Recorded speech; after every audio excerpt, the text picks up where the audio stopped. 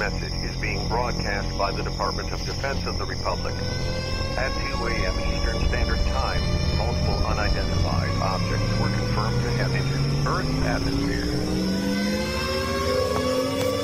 Discovery Houston, 20 seconds to LOS speed ready. Contact, nice to be in orbit. The first message that comes to you is you are a divine being. You matter. You count.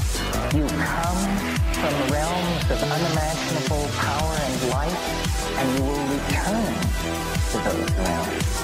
The vast stretches of the unknown and the unanswered and the unfinished still far outstrip our collective comprehension. 5, 4, 3, 2, 1. Broadcasting from Forest Tower Studios, all the way from the Deep South. Now, here is your host, Joe Root. Good evening, everybody. I'm Joe Root, and this is Lighting the Void. We're live on KTLK Digital Broadcasting. That is our home, The Fringe FM, and that website is thefringe.fm. Welcome, everyone, wherever you're listening from across the World Wide Web. If you're listening on TuneIn or the Fringe FM app, VLC, I even seen some people the other night listening on the old Win app. So wherever you're listening from, thank you for joining us. Tonight, we're going to be discussing the Kundalini, the hidden energies, and the hidden agenda with Amelia, Aeon, Karris, and Satya, priest, also the host of Love, Sex, and the Hidden Agenda. So this is probably going to be one of those really heated discussions. It's going to be interesting regardless, but there is no doubt about it that, you know, those energies that we call the Kundalini, the male, the female energy, if you've studied any occultism, I guess, because we talk about that, or any mysticism, you'll find that sexual energy is something that is pretty hidden in this stuff and at the tops of all of the mystery schools. And it's really cool because in their podcast, Amelia kind of tells her story and Satya's tells her stories too, and they really gel with each other. And there's a lot of hidden stuff that gets revealed. So I wanted to introduce both of them before we get started. Of course, you guys know Amelia, Aeon, Karris. I don't know that if she needs any introduction, but she's one of our favorite people that comes on the show. And Satya, this is what I'm going to do, actually. This is what I'm going to do. Because I want Satya to speak first, just to shake things up just a little bit, make you slightly uncomfortable. I want to know how you two met each other. Because have I ever asked you guys that? How you guys met? How did you guys come to be together as this team that y'all are now on this podcast? Well, okay. So we originally met at a friend's wedding, and then we kind of forgot we met there. And then 10 years later, we met again through this friend at a movie. We went to see a movie together. And then I started to study with Amelia, and and that's how. Huh? Yeah. Mm-hmm. Yeah, and our mutual friend Cherie, wasn't she recently on your show? Yep. Or no, that was Cherie Ariano. I said her name right. Yeah. Mm-hmm. Yeah, we met at her wedding. Oh, I actually cool. officiated it. Really? It was really fun. And I was the best woman. Yeah. Well, let's do so here's the thing. When you guys are doing this podcast, it's called Love, Sex, and the Hidden Agenda. And I produce the show. I hope everybody knows that. But if they don't, I produce it. You're assuming so much, Joe, that everyone knows who I am, that everyone knows. Everybody does know who you are. No, they don't. You're so popular. But I wish. I don't think so. But what I really want to know is, people are like, Amelia, who? Yeah, well, you know, I want to get into this real quick though before we do the bios and introductions and stuff. I want to get into why because I know this wasn't easy for you to do, right? But the message, you never give a message that's not important.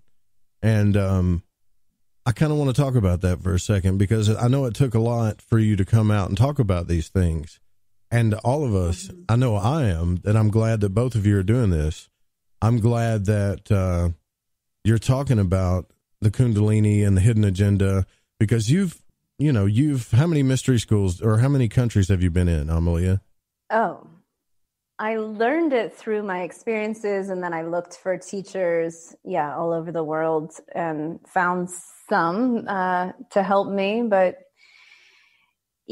I've lived in 6 different countries, and currently I'm in Mexico with the Mayan people.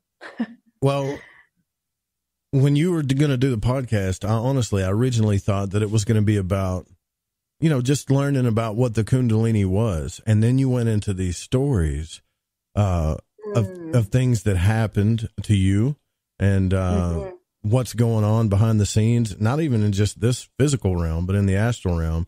And I was like, whoa, there's a lot more to this Kundalini stuff than I thought, and I thought it was incredibly brave of you. Are you still kind of nervous about delivering this message, or are you kind of comfortable with it now? Well, I'm getting really comfortable with it. I was really nervous. I think, what inspired me was a lot of our conversations, Joe, and a lot of the conversations I was having with Satya. Kundalini it's become like a popular term, because I think Kundalini yoga has become popularized. A lot of people are throwing that word around, from wanting to experience Tantra or wanting to get into the spiritual studies, but not a lot of people actually know what it's like to run and harness Kundalini energy and live with your Kundalini awake. So for me, when I had my own Kundalini awakening, I didn't know what Kundalini even was. It was 2003, and I was doing a lot of yoga. I was doing a lot of meditation. I was purifying my body. But I didn't know that such a thing could happen to me, that I could have all of my senses blast open, and that electrical currents would be running through my body, and that my life would never be the same again, and that I was going to have to learn how to live with this blasted open nervous system. And so I couldn't go to work anymore. I couldn't function the way I used to. In fact, nothing even looked the same. Reality completely changed. And so when I hear people like trying purposefully to awaken the Kundalini, and they have this kind of romantic notion about it, like it's somehow, I don't know, going to give them this great mastery, I kind of cringe, because I'm thinking, you really have no idea what you're wishing for or asking for, because if you're not purified, which, mind you, none of us are, unless we were raised in a temple and pure from birth and never tainted, we are going to have an extreme reaction to Kundalini energy. Some people get very sick from it. Some people go completely mad from it. Some people die. It's very intense. And yet a lot of people are experiencing spontaneous awakenings and having really severe spiritual emergencies. And because of how many people are sort of popping wide open and doing practices without enough teachers, I realized that I needed to share more my stories, even though many of them are quite dark and some of them very paranormal, and maybe aren't totally palpable for people, or it might crack their romantic notions and sort of, I don't know, bring some awareness to the situation. So it's getting easier the more that I share about it. Right. So, yeah. Well, let's take care of this now, because I wanted to start with the subject first. So for all of you guys that don't know Amelia is obviously a big way seer and she's also a very spiritual, I guess, a spiritually insightful. That's, if I said a spiritually insightful person, that would be the least of what she is. One of the only people that I could listen to as far as meditations go, and something actually happens to me. But she did receive her BA in consciousness healing and ecology, and has apprenticed in a number of mystery schools. You also, Amelia, have incredible healing abilities and clear vision. And we already talked about all the mystery schools and stuff that you went to. And I was just introduced when we started doing this podcast. Oh, by the way, our website's knowtheself.com. And, of course, all that stuff is going to be in the show notes when the show's over. And you kind of introduced me to Satya. And I got to tell you, Satya, I was a little bit nervous because I know you're a therapist, right? And I'm thinking, oh God, she's going to be, I don't know, criticizing my every thought. Do you get that a lot from people because you're a therapist? Tell me a little bit about your background, by the way.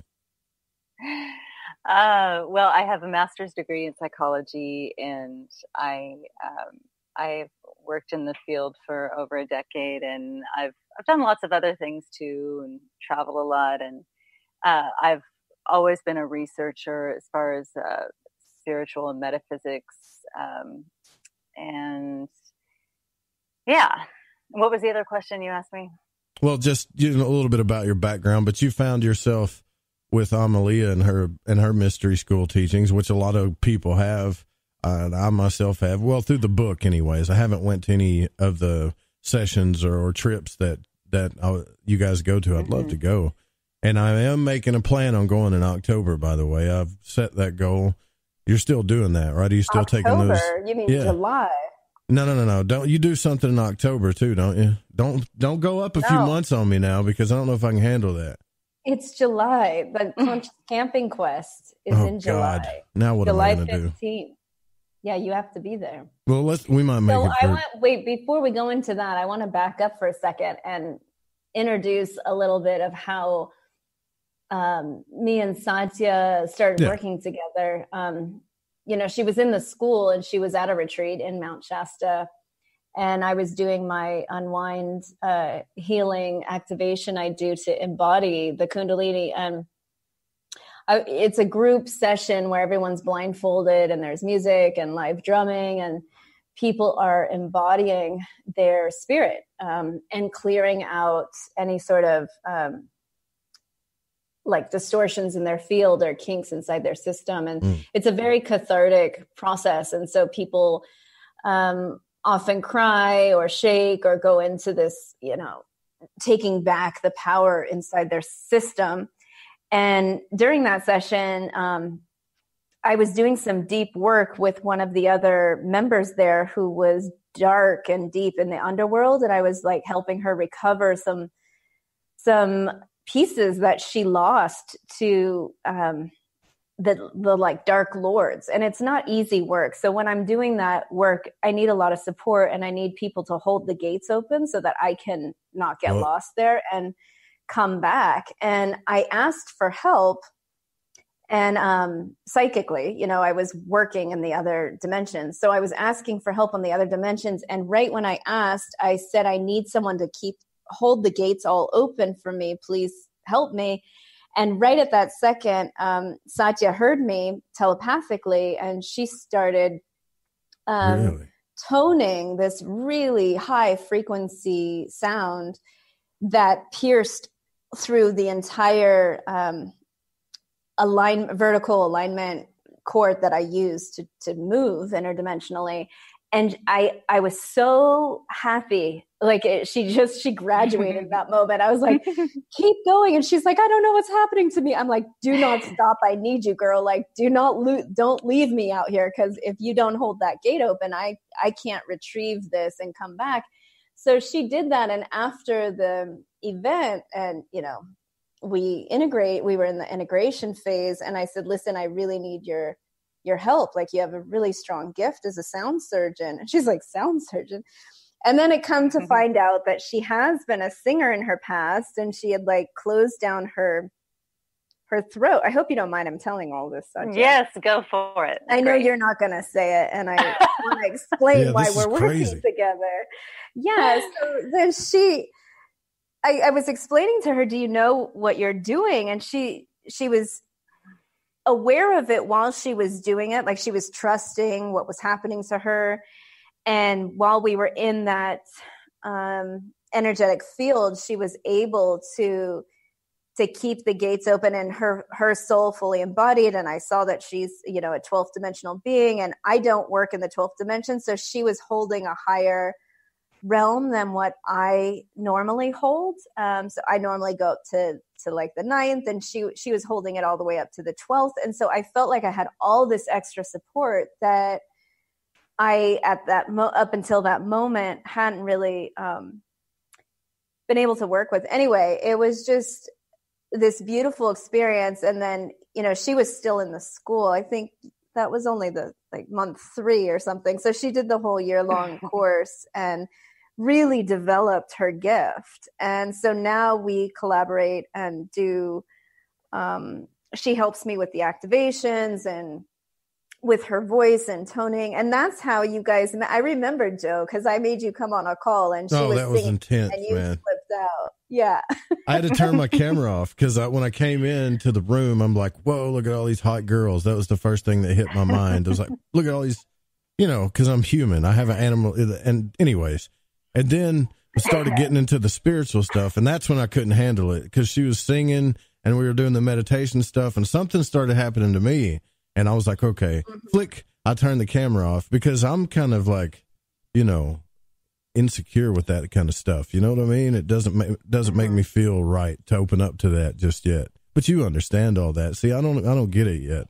Well, I think it takes time, and that was, meditating together is deep intimacy. And it's interesting that even though our eyes are closed and we were all online and in different parts of the world, but our voices and, at that point we had video on, but it's extremely intimate, sometimes more intimate than if we were in person, because people have a way of kind of holding themselves in person differently. And it's kind of like peering into the soul, so I understand why you felt nervous. I think all the other ladies on the call are doing it a lot. So we were more comfortable with it, but not everybody is, we do that in the school. So all the girls that were from the school were, I guess it's maybe because I'm not used to the Eastern thing. Maybe, I don't know. I really don't know, but I can say when Satya started singing that I felt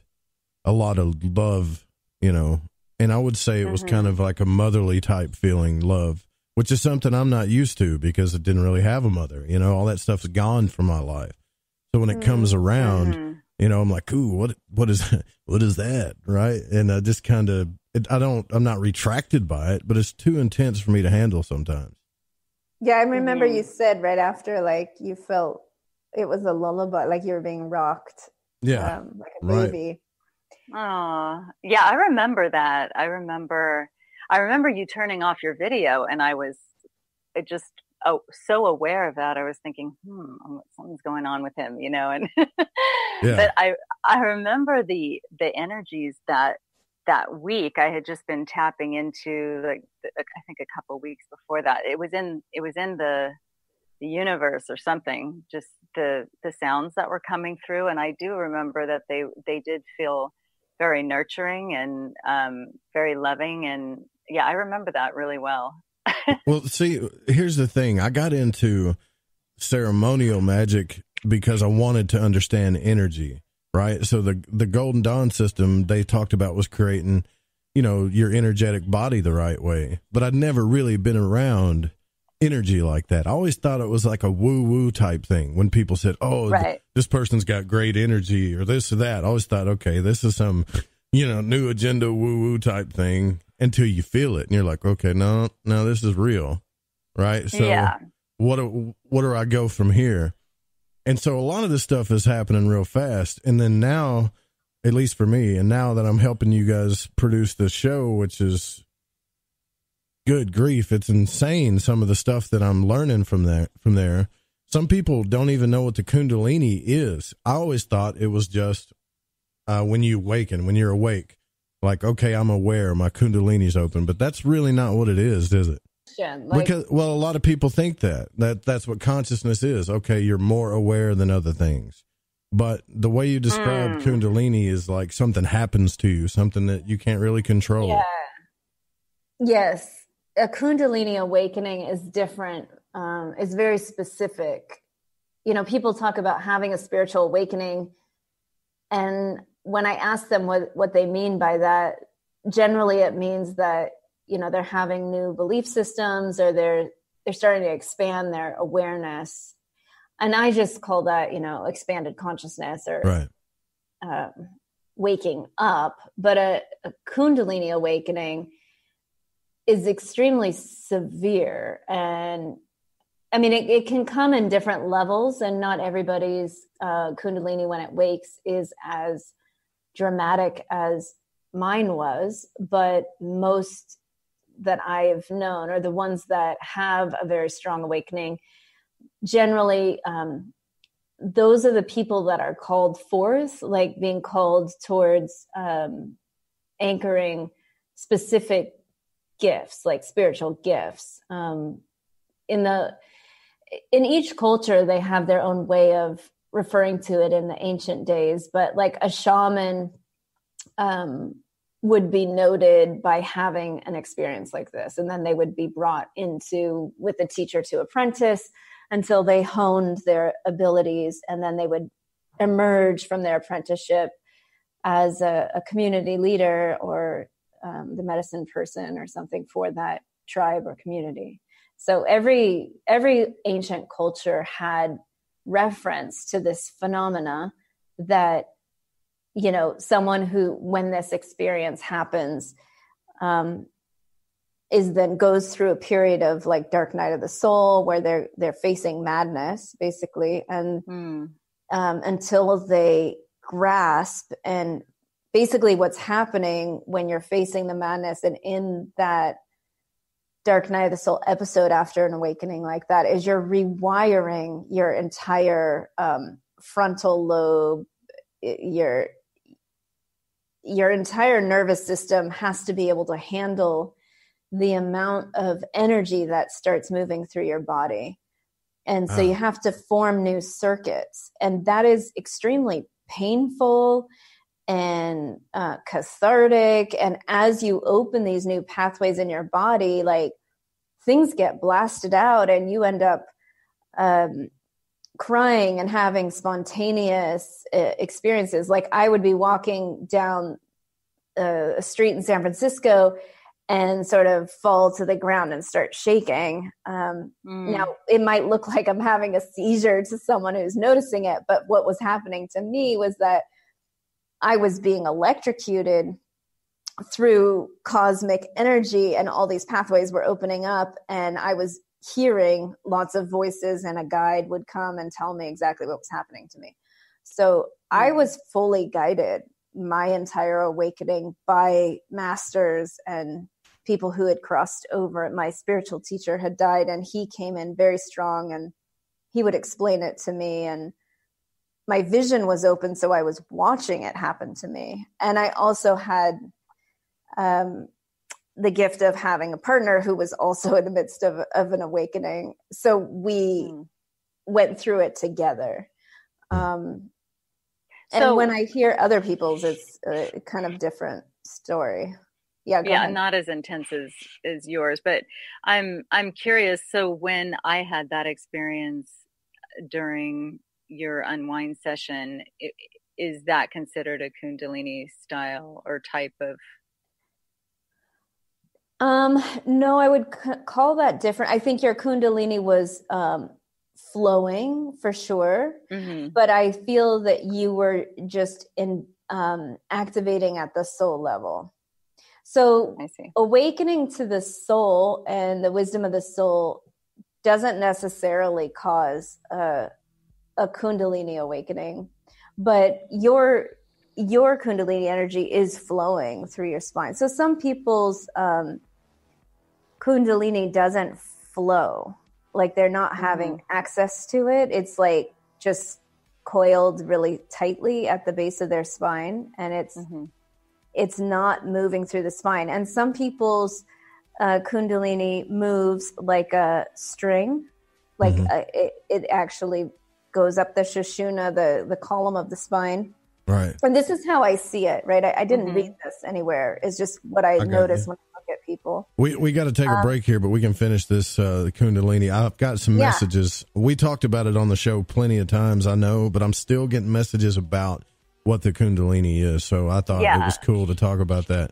We come back more with Amelia and Satya, and we're going to talk about their new podcast as well, Love, Sex, and the Hidden Agenda. Stay with us.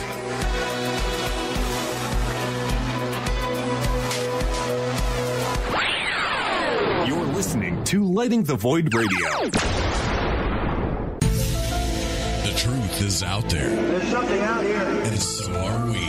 KTOK Digital Broadcasting, The Fringe FM.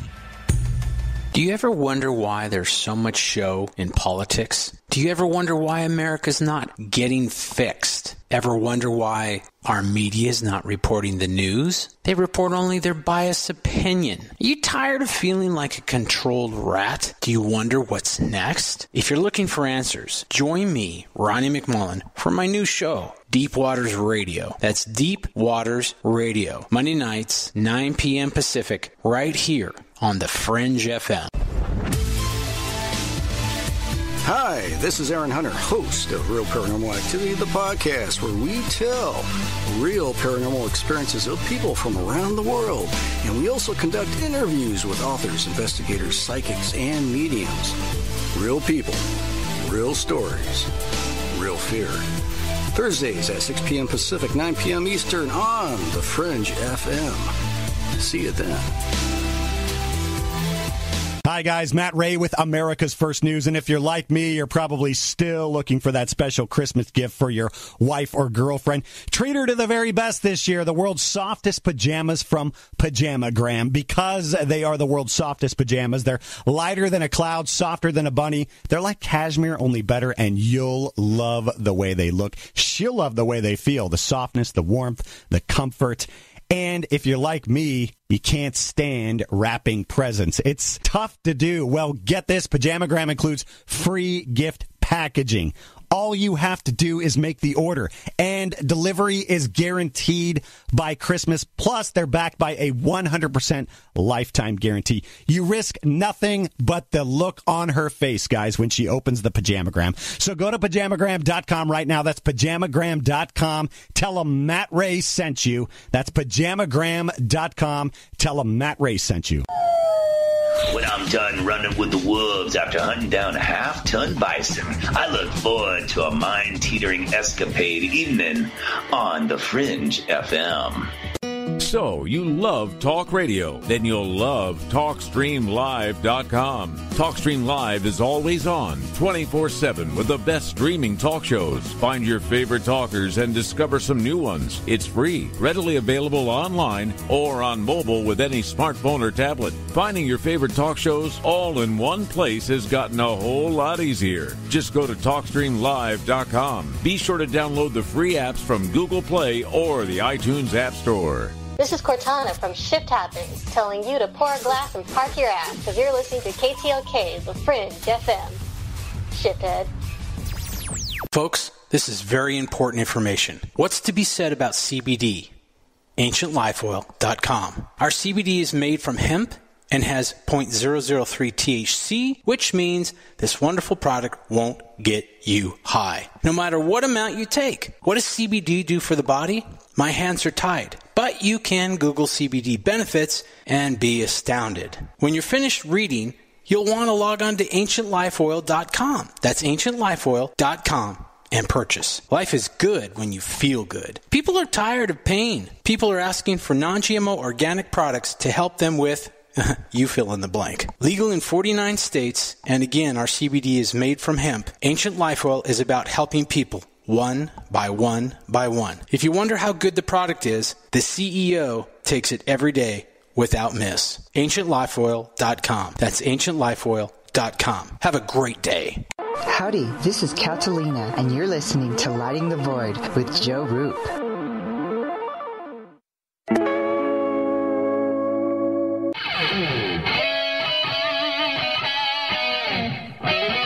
All right, welcome back to Lighting the Void. I'm your host, Joe Roop. Don't forget, after the program, we are going to air an episode of The Secret Teachings. Also, want to give a quick shout out to Eric Markham. I know Eric just lost his mother, and I'm going to keep reminding you guys of this if you haven't already, to send him your love. And I want to thank a couple of people for donating this month too as well. Actually today. And we'll get to that. I don't know, I have their names pulled up. I apologize, but I will give you a shout out, I promise. But we are here with Amelia, Aeon, Karris, and Satya Ra Priest, host of Love, Sex, and the Hidden Agenda. And before we left the break, you were kind of explaining Kundalini, which we've done a few times, but I guess it's such a vast subject, and it's kind of, well, you know, it's kind of important. And so if you want to continue where you left off there, the thing I was understanding was how it all strings together. That started making sense to me. Yeah. And, you know, I just want to preface by saying this is my experience of what happened when mine opened, is that I started to be able to see energy. So that was one of the biggest gifts I got when I had my Kundalini open, is that I could see flows in the body. So what I'm talking about is how I see, not necessarily anything I've ever read before, or really spoke about much with others. It's just how I make sense of it. Yeah, this is new. I haven't heard you say that before. Yeah, because I'm describing what I see. So when I look, you know, Satya was asking if her Kundalini if she was having an awakening when she had that experience of using her voice and calling in the 12th dimension. And yes, her Kundalini was flowing in her system, but I wouldn't call that a Kundalini awakening. I would call that more she was remembering her soul essence and allowing her soul to speak. And the way I see, and then we were talking about how I see the Kundalini itself moving in the system. So most people are pretty shut off from it. I mean, we all have it. It's our life force. It's what animates us. But many people, it's so coiled at the base of their spine, or just there's so many blockages in the chakras that the life force does not flow smoothly up and down the spine. And some people's Kundalini is like a little string. Like if you were to take a straw versus like a huge tube. So someone who's, you know, we were talking about spiritual leaders on our podcast earlier. So someone like, you know, Sai Baba, or some of these big spiritual masters that perform miracles and have incredible supernatural abilities, their Kundalini channel is like as wide as their torso. That's how huge the energy is that they're accessing and flowing through their system. But most people, it's, when I look at the system, it's like a string or a straw if they're having any sort of conscious awakening and embodiment. But when it expands, when that little straw or string becomes like a hose pipe, you're going to start flopping around. Like you literally go into a fish-like or snake-like movement where your spine starts undulating. Your head will fly back and your eyes will roll back in the head, and you'll go into like states of samadhi, which is, you know, blissed out states, and you receive a lot of information, like downloads galore as you shake with energy. Huh. That's interesting. So it's at that point that I say you're having a Kundalini awakening. When I'm with someone who goes into that state of consciousness, I'm like, this is a Kundalini awakening. Everything's going to change, because at that point you're receiving so much energy that your system can't handle it. That's why you're shaking so much. Right. You can't integrate. And so what it does is it flushes out your entire nervous system. And people who've done a lot of psychedelics or drugs, or who've had a big trauma or shock in their system, they're more susceptible to this because their system gets blasted open. And then they might all of a sudden go into this sort of shaking, rocking, undulating spiritual experience. And then it can easily be misdiagnosed. Like I had someone who went through it and she thought she was having a seizure, and I'm like, are you epileptic? And she's like, no, this has never happened. I'm like, this is not a seizure. I'm looking at you. You're having a Kundalini awakening.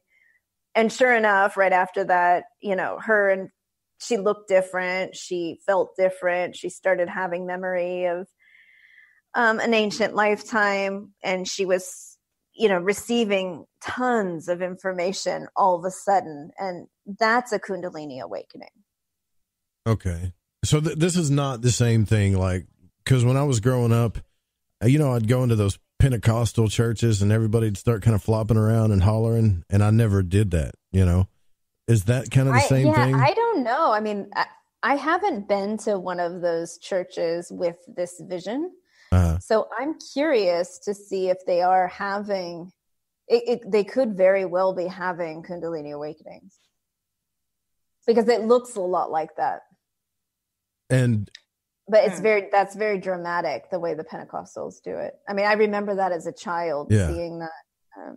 Yeah, it kind of scares you as a kid the first time you see it, and everybody, don't worry. Yeah, and they start talking in tongues. And just that the Holy does Ghost. happen. You're like, the Holy Ghost kind of scares me a little bit, to be honest with you. As a kid, that's what you think. But so are you? Well, and there's a good reason it scares you, because the second you open your pipe, the shamans refer to it as being a hollow bone. Maybe you've heard that terminology before. There's a lot of different terminologies depending on what, path you're studying, or, what ancient scriptures you're reading. But when you become a hollow bone like that, it's basically you're opening up for spirit to enter. Now, what spirit are you allowing to enter? This is where it gets really dangerous. So someone who's been blasted open like that, if they don't have a guide and a mentor and someone helping them tune to their own frequency and their own soul, then yes, they are going to start getting taken over by other spirits, because there's so many spirits in the astral realm that are just dying to embody here. I mean, a lot of the people walking around have some form of possession of other entities in their space. It's very, very, very common. And when you have a Kundalini awakening, if you're really open and you're not discerning and you don't know how to direct your energy, you just become this like magnet, attractor, conduit, yes, for all kinds of nonsense to go on. So paranormal activity is going to increase exponentially if you've had a Kundalini awakening without proper training or understanding or attunements. Well, I wanted to bring this up because in your podcast, you talk about some very stories that are quite intimate that happened to you. And I would sit back while I was recording this, listening to Satya ask you the questions, and then you guys would go through the story, and I'm thinking, oh my God, I can't believe that she had been through some of this stuff with some of these people, trying to learn these things. And then I started to understand why it was important that you talked about this stuff, because for people that are seeking truth, or they're going into any mystery schools, especially maybe in the East, and they're being guided by gurus or whatnot, that some crazy, and I got to be honest with you guys, awful stuff happens. And is that why you decided to share those personal stories? Because they are very personal. I mean, you're being really brave about it. There's a lot of different reasons that brought me to this. I feel that, one of the gifts that I carry I call it, refer to it as being a digester. But basically, when I'm working with groups, I'm clearing the group dysfunction, the common dysfunction that we all carry through my system, like a digester. Like when I sit in a group, or whether I'm participating or leading, I tend to process the shadow.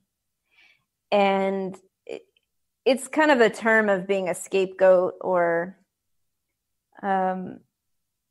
it's also been referred to as the black sheep or whatever, but there's always one person in a community that takes the burden for the group's healing.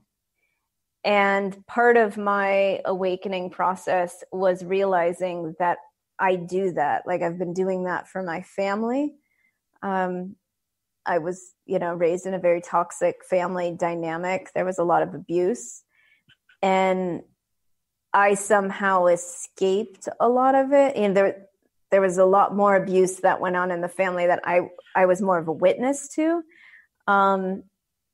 And I was able to process it and find healing and sanity through it. So I know that I'm processing something on behalf of a collective conscious field. And I've gotten to the point where I want to be freed in myself. And I feel that the only way to do that is by turning myself inside out, like being a naked soul. Because carrying toxic shame or secrets just makes me sick and kind of,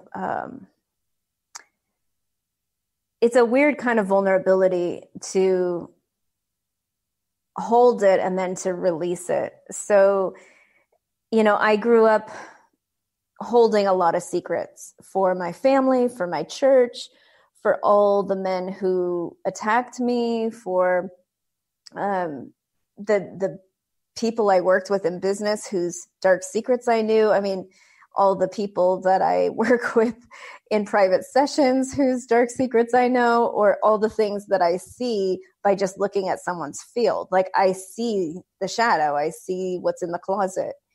And being a spiritual leader, or someone who's bringing spiritual wisdom, I don't want to be placed on some pedestal like I'm supposed to be some virgin who's never had a hard day, or it's interesting how people expect a spiritual teacher to never cuss, to always know how to do the right thing in every single situation, and be this perfect model of morality. And the truth is that we're wounded healers, and we come from a lot of different types of situations that, for me, that allowed me to really strengthen in certain ways that other people haven't yet, perhaps, because they didn't go through as much pain and suffering or tragedy or shock or trauma. So I don't want to be, I guess I want people to see my own humanity, so that I can clear it and not have people projecting what they want me to be rather than who I actually am. Right. And so I know I'm going to lose some people who were like, wow, she's so this or that. Yeah, and I thought she was that. But you're doing it for the benefit of the people that are seeking these things, though. So you're really putting yourself out there. I know, but I think you're doing it for a really good reason too. So whoever says what, they don't really understand. Especially for people and for women who've lost their voice, because I lost my voice. And it wasn't until Trump got elected, it was the day of his inauguration, that my throat chakra opened, and I was like, I'm tagged in. I just got ready to talk. Like, I'm ready to share it all, because here we are with this completely perverted, misogynist pig, running our country, and similar archetypes are going into power in every country, and there's something going on here. It's like we're going backwards in terms of women's liberation and women's empowerment. And I realized I got to talk now, and I'm going to expose what I know, even though it may be shocking, even though it's going to piss off a lot of men, even though it's going to disrupt the peace that I was able to hold by being quiet. Because I've been threatened a lot to stay quiet. Most of my life, I've had some sort of a threat to shut up and keep it to myself. Yeah, for any of the guys, I mean, look, I've got a sister who's, I would say, a feminazi. Like, she hates men. Just hates them. And it's not like that. I don't hear that when I hear you telling these stories. But also, I used to be like, oh, no, man, it's another one of these feminist things. Feminist movement things, good grief, right? But then when you hear the stories that you talk about, you're like, it made me feel bad for ever thinking that. And what I mean by stories, I'm not talking about just a story about how some dude was abrasive. If you go listen to these episodes of some of the stuff that Amelia went through and having Satya ask her questions, and there's a real harmony there with that too. It is scary. I mean, I did not know this type of thing was happening in this country, and I didn't even know it was happening in other countries. And I don't know how detailed you guys want me to get. I think you guys should just go listen to the episode so you'll understand what I'm saying. Because there's some very intimate things that a lot of people would be afraid to talk about in these shows. And there's a lot more. We're just scratching the surface. So it's the dark stuff. And, it was my conversations with Satya and her seeking and her work within herself that, we were in the school, we got into some really deep conversations, and surprise. Got a little bit of a sound issue here, but I fixed it on the stream. So you were asking Satya how she was one of the only people that you started to what now? We had a sound glip there.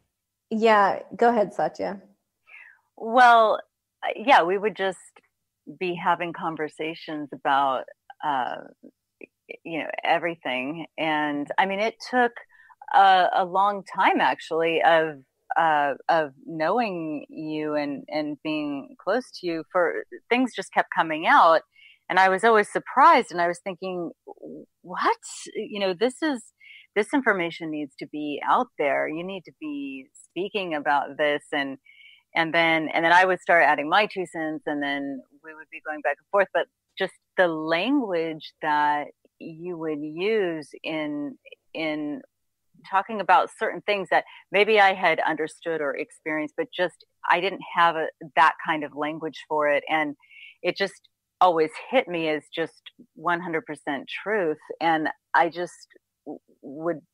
got so excited and just thinking like, this needs to be out there, and you need to be talking about this, and our conversations need to be heard. And yeah, that's kind of how it just snowballed from there. Yeah. Well, your process really inspired me because you were asking the right questions, and somehow, so my sexual past and history is something that I've always pretty much kept in the closet because it's kind of extreme. I have a lot of stories, and it's controversial on a lot of levels, and just was private. That's my private life. And I didn't like people, interacting with it. Right. I mean, I guess most of us don't. But what I realized in the different countries I lived in, like I lived in Japan for a number of years, and then in India for 8 years. And in both those countries, the amount of women that would come to me for sex advice and to they would tell me their sex life, and they somehow knew that I had answers for them. And sometimes I would ask them, like, why are you asking me that? And they're like, I don't know. You just seem like you have a lot of experience, And I was like, that's interesting. Like, why? I do know about these things. And I guess, since I was very young, I was very fascinated by relationships, and I didn't want to settle for something that wasn't, activating of my full potential. Like the whole get married, white picket fence idea with kids terrified me. So, I lived a very different lifestyle than most of my peers. I always lived on the fringe, and here we are on the Fringe FM. So yeah.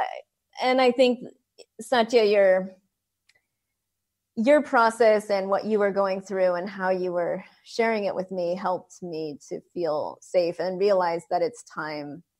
And I think the consciousness of sexuality and the amount of things that are being exposed now with the pedophile sex rings, it's like I can finally talk about it without being the only one and feeling like I'm going to have to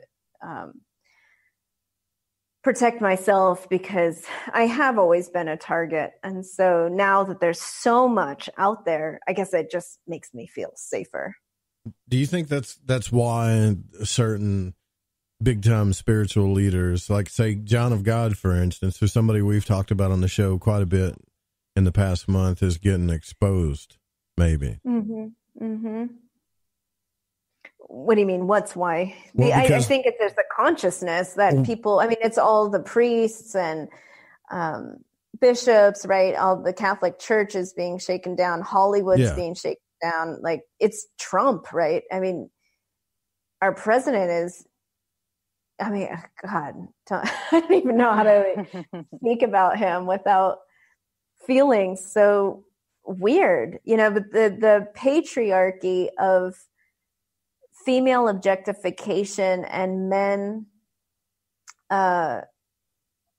using us for their entertainment and property, it's just so outdated. And yet it's the way everything in the world has been run for thousands of years. And so this is what's shifted. This is the consciousness shift that's taking place. Like the Shakti on the planet, the female, the earth is pissed off, right? Our mother is pissed.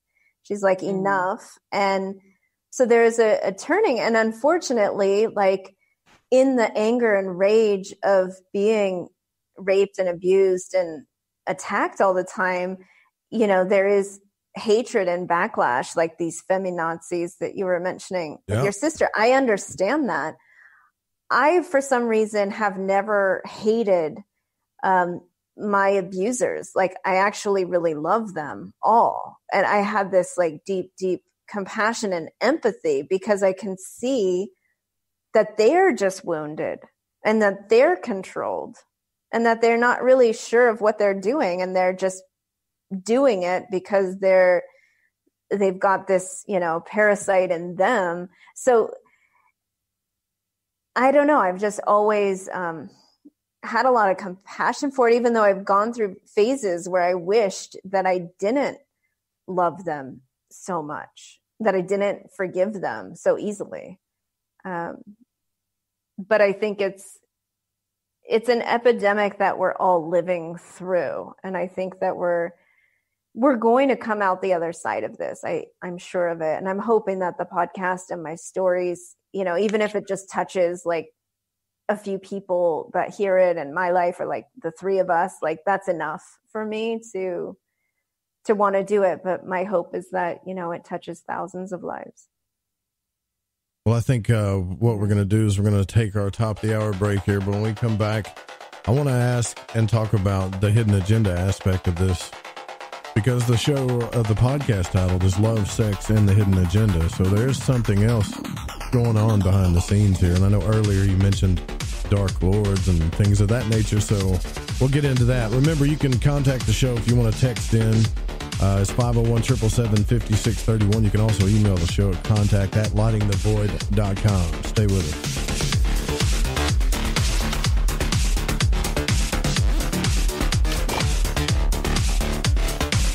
Okay, nurse, let's get this man to the ER stat. Right away, doctor. We see this every day. Heart attack or angina pain due to blocked and clogged arteries. Chelation can remove obstructions or blockages from arteries and help avoid painful and expensive surgery. Now there's Angioprim. It's a liquid oral chelation product that you take with juice. You start to feel the results fast. Angioprim increases blood flow all over the body, and that means more energy and strength to take on the day with less aches and pains. 60 years of research has gone into chelation, and Angioprim is the result. A safe and easy way to unblock your veins and arteries from buildup that slow circulation. Paging Dr. Jones. Please report to the emergency room right away. Log on now for a special radio offer from Angioprim. That's angioprim.com/radio.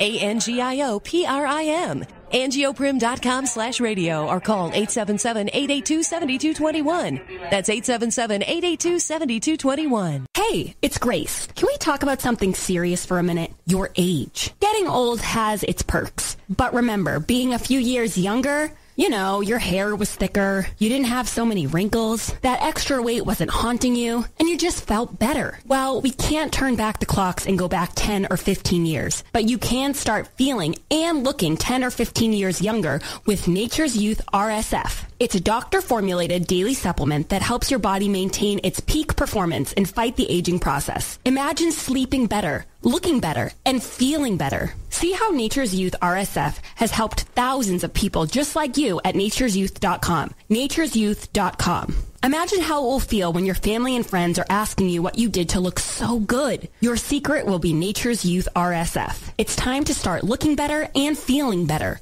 Learn more and order your Nature's Youth RSF at nature'syouth.com. That's nature'syouth.com.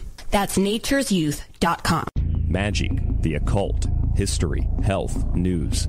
These are just a few subjects discussed on my radio broadcast, The Secret Teachings. I offer unique and objective perspectives on new and old subjects alike, while welcoming guests and presenting my own research with no filter. Visit my website for more information and to subscribe to my archive at www.thesecretteachings.info, and find me on The Fringe FM live Monday through Friday, midnight Pacific, 3 a.m. Eastern on The Fringe FM. Hi, this is Sammy. Join us in the Deep South as we're lighting the void with Joe Roop on The Fringe FM. Alright everyone, this is Justin from the UK. Excuse the chitty. If you're into the Fringe and you want to hear the brass tacks, my old china plate, Joe Roop and his guests on Lighting the Void will open your mince pies. You need to shut your north and south and use your 10-speed gears and listen to them bubble. You could hear a Barry Crocker, no Brussels, but he ain't no holy friar. Anyway, you be the Barnaby Rudge and take a butcher's. Do you want to lose weight but have no idea where to begin? The Fast Start Diet, a 3-day weight loss plan, is the answer. 3 days of nutritionally balanced, calorie-restricted meals delivered right to your door. No shopping, no measuring, and no cooking. Everything is prepared for you and ready to eat at home or on the go. The Fast Start Diet has all the amazing benefits of intermittent fasting without starving. We've helped thousands of people who have struggled to reach their weight loss goals. Isn't it time we helped you? With the Fast Start Diet, you'll lose weight and feel great. Find us on Amazon or go to faststartdiet.com and use promo code POWERSAVE to get 10% off your first box. And as a special bonus, we will include our #1 rated appetite suppressant spray free with your order. Whatever your diet plans are, start with us at faststartdiet.com and use promo code POWERSAVE.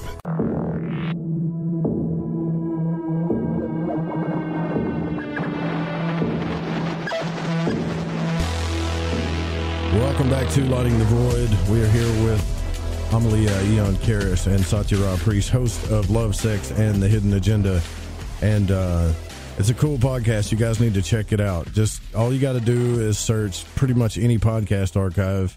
It will be on iTunes in just a few days, and we're also waiting to get on iHeart. But Spotify, Spreaker, all the other podcast archives, and I think you guys put it up on YouTube, didn't you, Amelia? It is. Yeah, we're on YouTube. I would tell you guys this, too, to start. I mean, you can listen to any episode you want to, but if you want the real full effect of what they're talking about, I would start from episode 1 because it gets heavier and heavier as you go. Yep. Because we're on Zoom. Okay, I think we're back. Is this the second? Do you remember last time we did this? It happened the last time we talked about it too. Let me reset the engine real quick. Well, are we live? Yeah, we're back live. But every time we've brought this astral parasite thing up, something crazy. And I'm not one to jump all over conspiracy here, but something crazy happens every single time we talk about this. And I'll tell you why. Because the internet and this World Wide Web, where the hyperspace that we use to move information around, that is what's putting this radio station live, broadcasting this digital feed. It is astral energy. It's fourth dimensional energy. And in the 4D, we have been completely infiltrated. So there's a lot of entities in fourth dimensional space. So whenever I start exposing it, I get really strange tech feedback or distortions. I've had multiple ceremonial instances where I've had people come record and pay a lot of money for the best recorders to be there to record the live event. And time again, the audio is completely distorted, and people say they've, experts in their field don't understand how the recording got so much feedback on it, or it's inaudible, like what I'm saying. And yeah. Every time I know exactly what it is, because that's the energy I'm discussing. So when the sound got cut off, I was talking about this parasite in the astral realm, and I don't even know if I got the word parasite out before the sound cut off, or we disconnected. But I was trying to explain that I had read about this as well in a lot of the astral travel books, like from Robert Monroe and other people that have seen these things in the astral realm. Not to mention, and I will say this real quick before you start to explain this, is when we recorded the show about this, all three of us, if I remember correctly, came under some crazy stuff. I got deadly sick. I got kidney stones. I was having tech issues. I don't want to go into everybody's personal life here, but I know we all had some interference going on there. A lot, yeah. Yeah, it was insane. Yeah. And everybody knows when that happened to me, but I think the people that listen to the show, they remember me whining about my kidney stone. But this thing is real, right? You saw this thing once, correct? Oh, yeah, I see it on a regular basis. I watch it. I wonder if it's the same thing that people talk about when they say, and it may not be, and I don't want it to jump to conclusions, but another theme that's been brought up in the astral realm, especially from Eastern gurus, are these beings called serpent kings. Have you ever heard about that? Yeah, so there's a lot of different terminology depending on what ancient text you're looking at, but the serpent gods in the Hindu tradition were the Naga people. So, and you'll see them depicted in certain temples. But that's not, and it was a kind of reptilian being, but not the reptilian that we are, not the draconian reptilians. Very different people. So check this out. In Robert Monroe's book, Journey Out of the Body, he runs into all kinds of things. But it made me think of this when you brought that up. He talked about that a being that him and a few other souls ran into. They ran into this being, and they knew that they weren't allowed to really look at it, but they knew that they had to lay on the ground. And this is what was happening in the astral realm, that they had to lay down and let this thing slither over their solar plexus. And he said that at Robert Monroe, it was the weirdest thing he ever put in his book. He said, I knew that I was supposed to do this, and that I had to do it, and I'm probably butchering it, but it was some power or force that there was nothing he could do about. And man, that freaked me out, because I hear about astral parasites or serpent kings, and I don't know what the hell's in this place, and I'm talking on the show about, hey, let's all go travel in the astral realm. Well, maybe there's some bad stuff in there, and obviously there is. Yeah, I don't think that's a good idea for people who don't have vision or don't know how to navigate multiple dimensions. I mean, you need your container solid, because if you're just jumping into the astral realm, there's a full-on war going on there. Like you just look like a pawn that you're going to get played. And if you're looking to see angels and expecting, you're going to see whatever you want to see. It's a land of illusions. And you're going to go through a hall of mirrors and get so turned around. And if you don't know your inner navigation and how to maneuver and how to claim your space, you're going to get in trouble out there. You're going to get sick. You're going to get infected. Yeah, I see it time and time again because I deal with a lot of people in spiritual emergency situations. What do you guys think this thing's agenda really is, if you had to guess, or do you know? Well, I think it's just to take over our universe. I mean, we're enslaved by them. It's been a ongoing battle for thousands of years, but I feel that it's coming to an end. And I think the more people that are waking up and claiming their sovereignty, the more that they are having to flee. And there's been a huge cleanup lately in the astral realm. But there's a lot of different players. I mean, if people listening aren't aware of the multiple dimensional realities and entities that exist, it's kind of like you have to understand how the universe was created and who all the players are and what's actually happening and what's controlling the earth. It's a huge, huge story. So it's kind of like a perspective thing. I don't know how. No, I get it. It's hard to explain because there's probably a whole bunch of stories inside that story. And I've learned a little bit about it talking to you and some other people on here. I've had guests on the show that say, it's all just in your consciousness. The astral realm is absolutely safe to play in.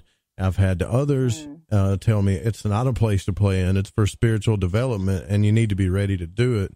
And so I've gotten both messages, to be honest with you, but there is no doubt that there's something that's not very nice in that realm. And I know earlier when we started the show, you were helping a person and you mentioned like dark lords.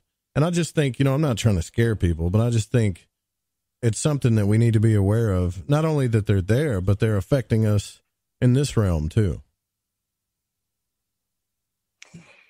Yeah. And I think without the right cosmology understanding, then this can just sound scary and confusing to a lot of people. So I'm hesitant to go into details about it. But, I suggest that if you're interested in astral travel, for any of you listening that are wanting to expand, or maybe you're just having spontaneous astral experiences, like in dream time, like lucid dreaming, or even in your meditation, to just make sure that you're claiming your energy and not allowing anyone to take you on a ride. And if you're interacting with guides, people who say they're your guides or angels, ask them to reveal themselves.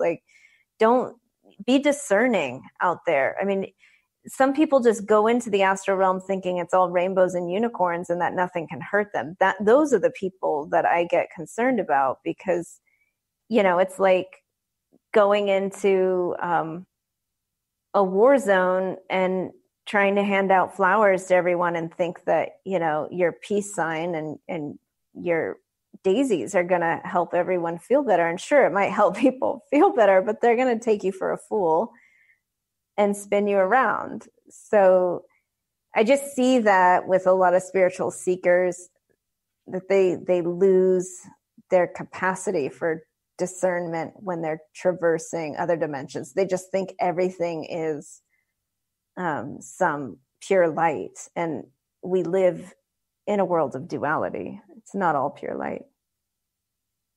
If you guys, Oh, go ahead, Satya. Sorry. I was going to say, you do need to have some kind of practice, some kind of regular practice in containing your energy or understanding your own energy to be able to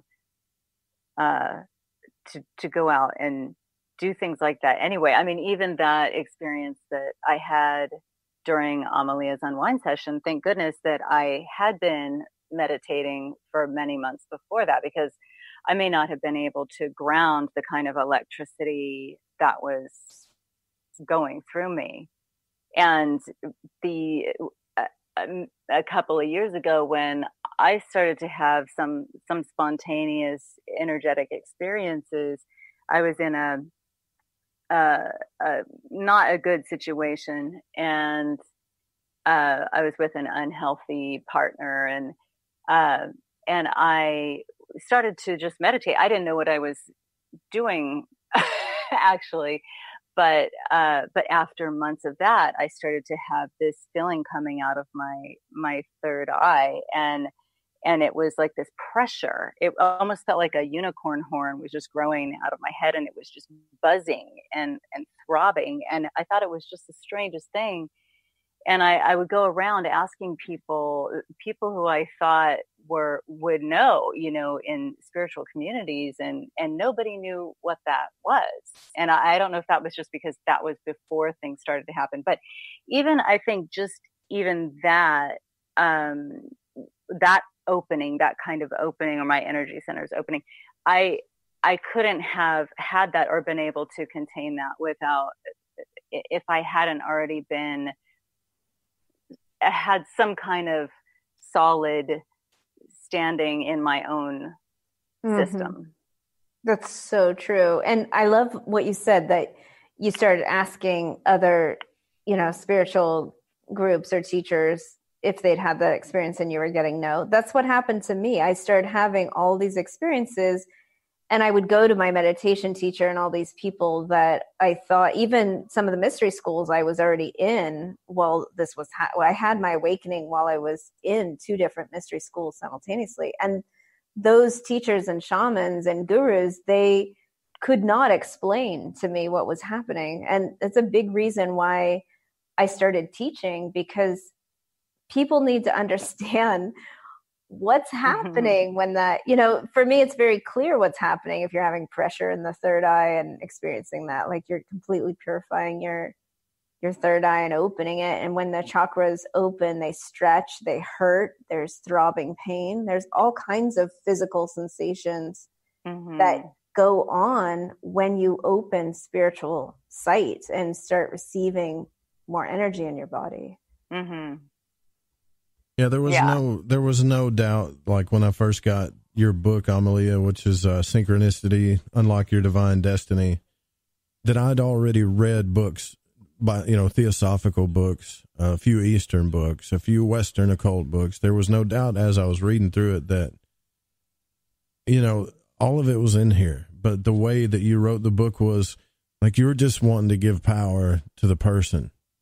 You jumped over all of the BS and all the semantics a lot of people talked about and went straight into, your personal sovereignty and how you could get your power back. And I thought and it's still to this day, I mean, it's one of the books I have where the corners are kind of bent up because I look at it so much and I take it everywhere, and I really think if a lot of people had this book, because this isn't just for women, this is a woman and man thing, trust me. That if you're having a bad time in your life, or something's going on, or things just ain't working out right, or you want some kind of answer, you could pop open this book and do one of these exercises or read a little bit in here, and you can come back to center. And I'm like, wow, so we can get our power back. We really can if we just stop for a second and maybe do a few exercises and focus.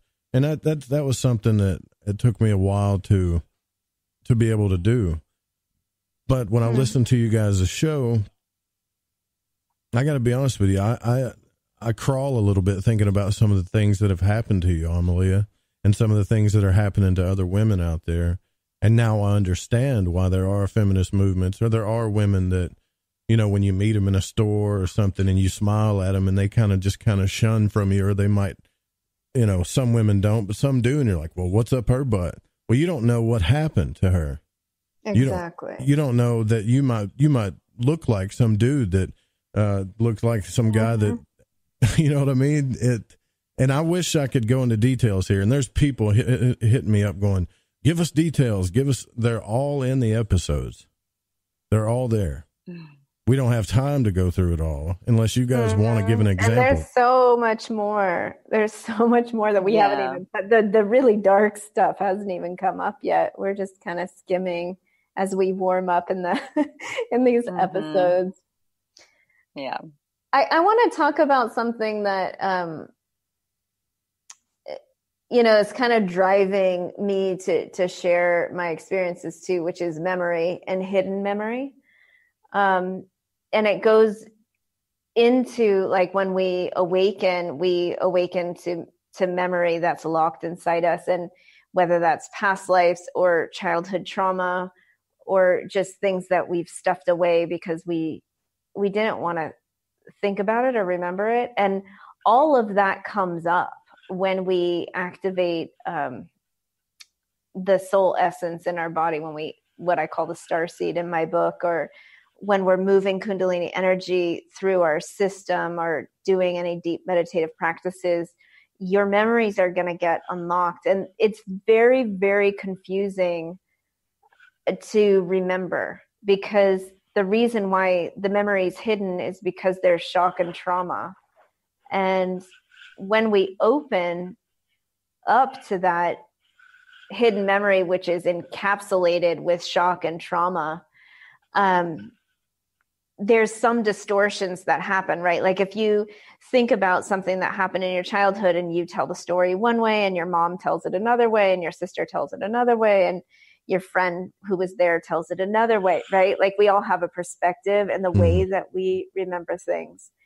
And part of me like sharing is there's something healing in me just being able to share how I remember it, or how it was remembered or encapsulated in my cellular memory. And that, we all have very different perspectives. So, because part of my healing path was remembering childhood abuse and sexual abuse that I had no conscious memory of. And I went through like 9 years of serious clearing of remembering these different things that happened to me, and being in disbelief, like confused about it. Like, did it really happen? But I don't have any proof. And that's what sort of got me to start talking about it. Cause I know a lot of women in their 40s and 50s start to remember memory of sexual trauma. And it's a phenomena. It's kind of like, where did that actually happen? And if our parents are deceased, or our caregivers, or whoever is the abuser or perpetrator in those cases aren't there to like talk to, it makes it really complicated. Yeah, I understand that it's not easy to it's not an easy thing to put words around a lot of the times either.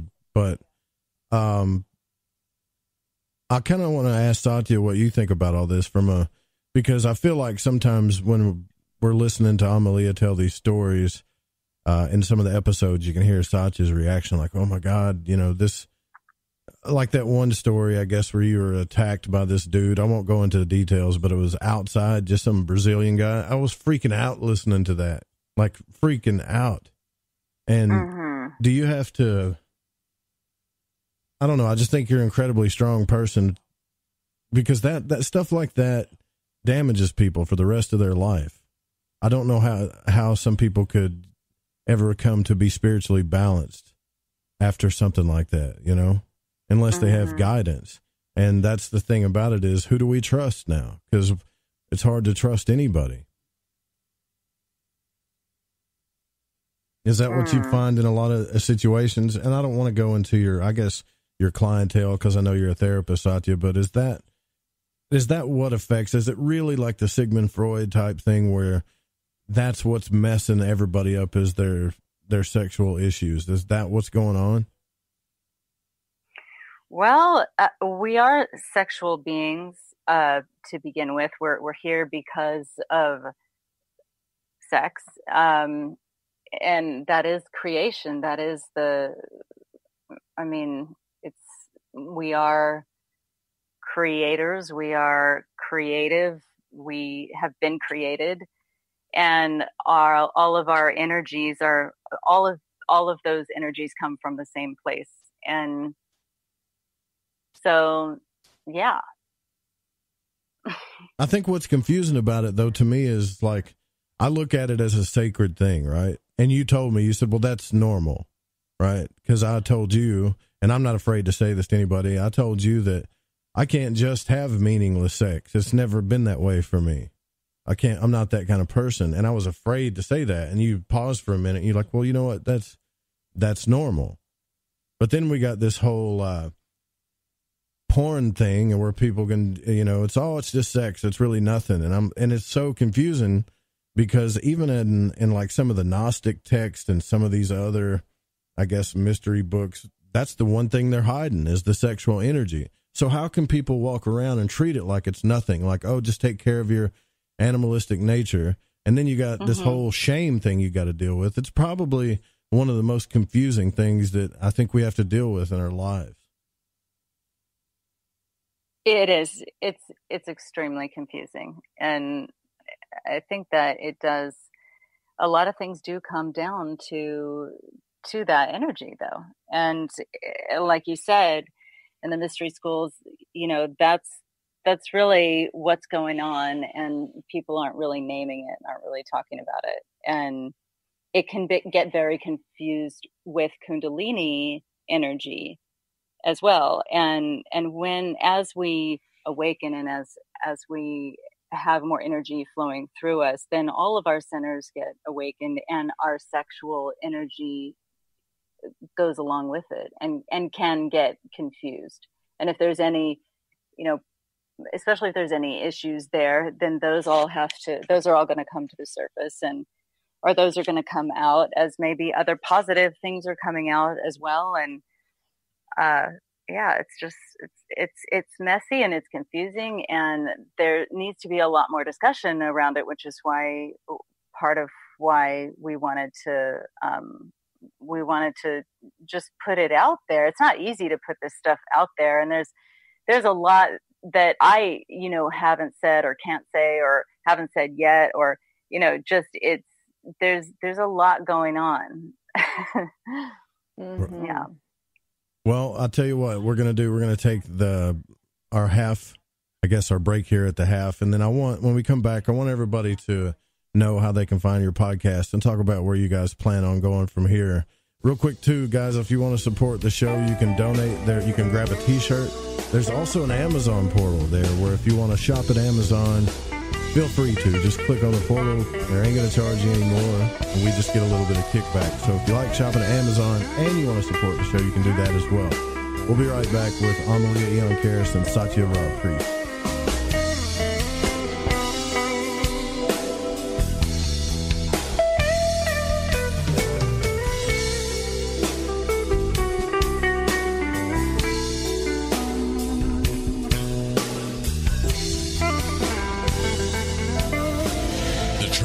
Out there. There's something out here. And so are we. KTOK Digital Broadcasting, The Fringe FM. Hello, this is Vance Nesbitt. Take the time to expand your mind by listening to Lighting the Void with Joe Roop right here on The Fringe FM. All right, everyone, this is Justin from the UK. Excuse the chitty. If you're into the Fringe and you want to hear the brass tacks, my old china plate, Joe Roop, and his guests on Lighting the Void will open your mince pies. You need to shut your north and south and use your 10-speed gears and listen to them bubble. You could hear a Barry Crocker, no Brussels, but he ain't no holy friar. Anyway, you beat a Barnaby Rudge and take a butcher's. Hey, Fringe FM listeners. Did you know that when you're on the road with limited data or no Wi-Fi available, you can still listen to every minute of the Fringe FM by calling 701-719-3971. No smartphone, app, or internet needed. Saves your data plan and no extra cost if you have unlimited minutes. Call 701-719-3971. That's 701-719-3971. Listen to The Fringe FM on any phone, anytime, anywhere.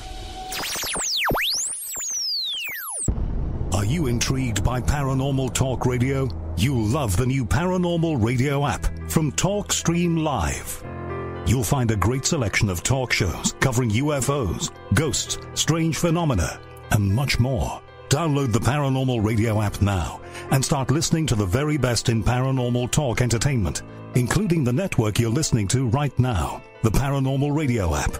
Free in Google Play and the iOS App Store. Your home has needs. It needs a healthy, dry environment all year round. Start by getting rid of the worst air in the basement and crawl space, where the problems begin and make the whole house sick. Introducing the new Smart Wave Ventilation Unit. It has advanced technologies to continuously reduce moisture, mold, and odors, and expel radon, gases, and pollutants. And now, Wave units include carbon monoxide detection to automatically expel air at a high rate and send you an alert. It also has an app so you can remotely monitor the conditions. Wave is a comprehensive, maintenance-free, affordable solution that will transform your entire home. Protect your home and family with what it needs. Give it a new Smart Wave Ventilation Unit. For more information, call 888-717-WAVE. That's 888-717-WAVE. Or go to dryhealthyhome.com. That's dryhealthyhome.com. Wave Home Solutions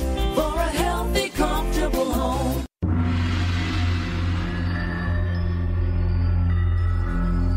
Greetings, galactic community. This is Suzanne Ross, host of Sci-Spy Radio, every Wednesday evening from 5 to 7 p.m. Pacific. Join me for this brand new show featuring a revolutionary new genre, Sci-Spy, merging science and spirituality to give us answers to the greatest mysteries of creation. Together, scientific discovery and spiritual revelation reveal the truth about who we are, where we came from, why we're here, and where we're going. Tune in to Sci-Spy Radio every Wednesday from 5 to 7 p.m. Pacific and discover the truth for yourself at thefringe.fm. You're listening to Lighting the Void Radio. Follow The Fringe FM on Facebook and Twitter at The Fringe FM. Times are changing. The circus of politics, healthcare's low standards and high prices, and let's not forget food quality. What to do? Arm yourself with Life Change Tea at GetTheTea.com. In a world of chemical imbalance and poor air and water quality, it's time you make a move. Log on to GetTheTea.com and stock up on organic non-GMO supplements. Don't forget the tea. Cleansing your body never felt so good. And we have a brand new tea called Takedown Tea, which helps support healthy glucose. All natural body support so you can be at your best, naturally. All you have to do is log on to GetTheTea.com. That's GetTheTea.com. We're not a fad that comes and goes. We are the real deal. Join us and armor up. GetTheTea.com. That's GetTheTea.com. Changing America's health one tea bag at a time. The Fringe FM loves hearing from you. Have a suggestion, comment, or question? We're all ears. Email talkback@thefringe.fm. Want to know what's on The Fringe FM? Check out our schedule at thefringe.fm.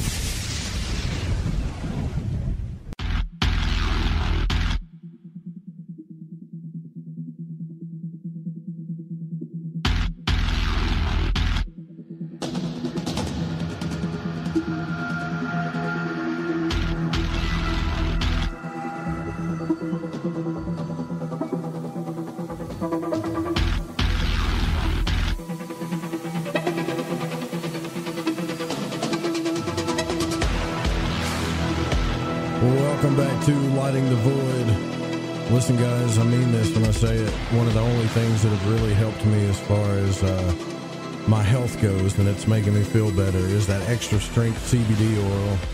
I got a bottle from Ronnie, and I sleep better, I feel better. So make sure that you go grab it. It's at ancientlifeoil.com. That's the oil to get. And if you don't have a bottle of that stuff, try it out. You'll see what I'm saying. I can't talk about all the stuff because for legal reasons, but try it out. Then email me back, whatever, and you'll see what I'm talking about. Tonight we're here with Amelia, Aeon, Karris, and Satya from the Love, Sex, and the Hidden Agenda podcast. A pretty interesting and heavy conversation. Satya, I remember while I was producing these shows, listening to, like during the recordings, we talk about stuff off air.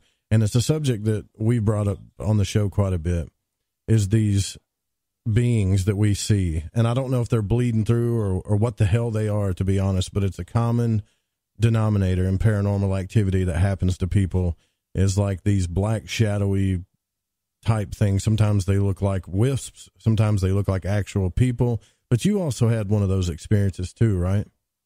Yeah, I did. I was laying in bed. I was sleeping. It was maybe, 3 o'clock in the morning or something. And I don't wake up in the middle of the night at all, but I woke up this night, and it was because I must have, in my sleep, felt the presence of this thing. But all I know is just out of a dead sleep, I look up and I see this wispy thing, and it's about 5 feet out from me. And it just looks like wispy smoke. And I thought, it sounds like something that you would see in a movie or something, or it just almost seemed too cliche, but I was like, what, once I saw it, and in my mind, I was saying, hey, I see you, like, who are you or what are you? And then it just instantly, because that all happened in a half of a second, I see it, I'm thinking, hey, and then it just starts to back off. It just starts to just back off and disappear. It goes away. What do you guys, and either one of you can jump in on this, what do you guys think that is, really? Go ahead, Satya. Well, I think it's part of that whole parasitic system. And I think it was there to try to get in. Maybe it was testing me out, or thought, hey, she's sleeping, I don't know. I'm glad I had some kind of natural protection or enough of an energy field that it couldn't get in, and that my system knew to wake me up. What scares me is what if I didn't have that? Right. Mm-hmm. Or what if somebody's drinking a lot and if they can't possibly have their field up? If they, if you're drunk, can that just get in? So I'm just kind of freaking out about that whole thing. Yeah. Yeah. Well, I think it's telling that you saw it.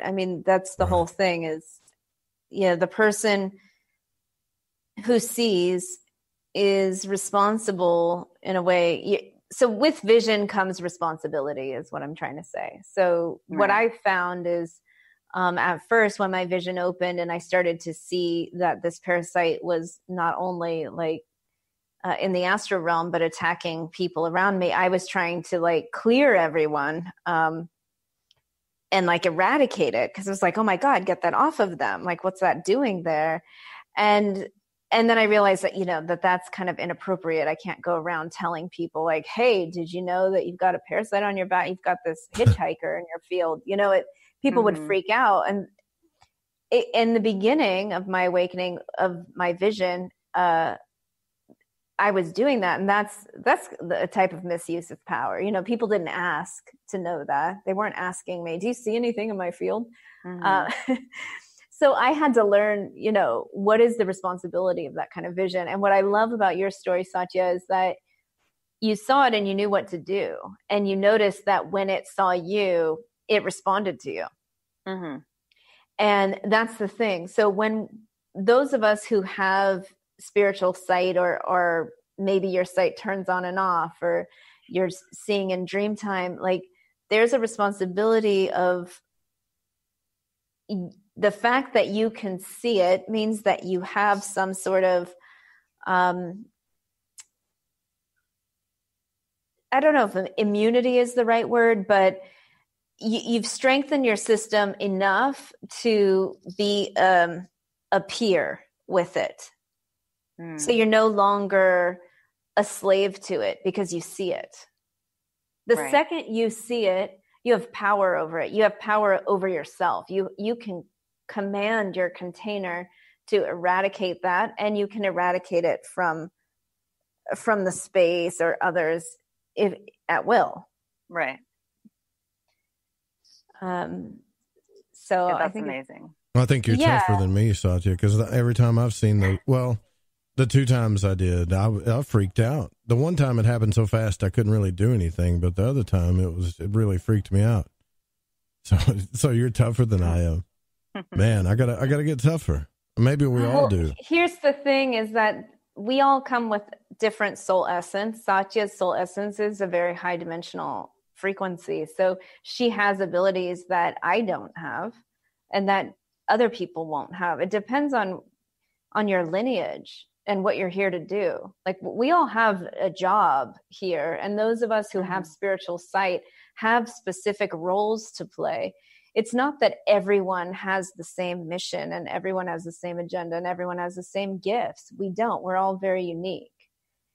And that's what I'm doing in the school, is really helping people to identify what their specific gift, their specific mission, and their specific responsibility is with those gifts. That's cool. So it's kind of like when Satya started doing that singing that you were talking about earlier, she was tapping into that, and she didn't know what was going on, and you were there to kind of just say, but she knew. This is the thing. She knew exactly what was going on when she was doing it. She could see, right? Yeah. I've asked you a lot about this, but her conscious mind afterwards went into like, what was that? Like, I don't know what just happened. And I'm like, no, you know exactly what happened. I want you to go back to when you were doing it. What were you doing? Yeah, it's very powerful, this whole thing that's been going on for thousands of years, that we have amnesia over who we are.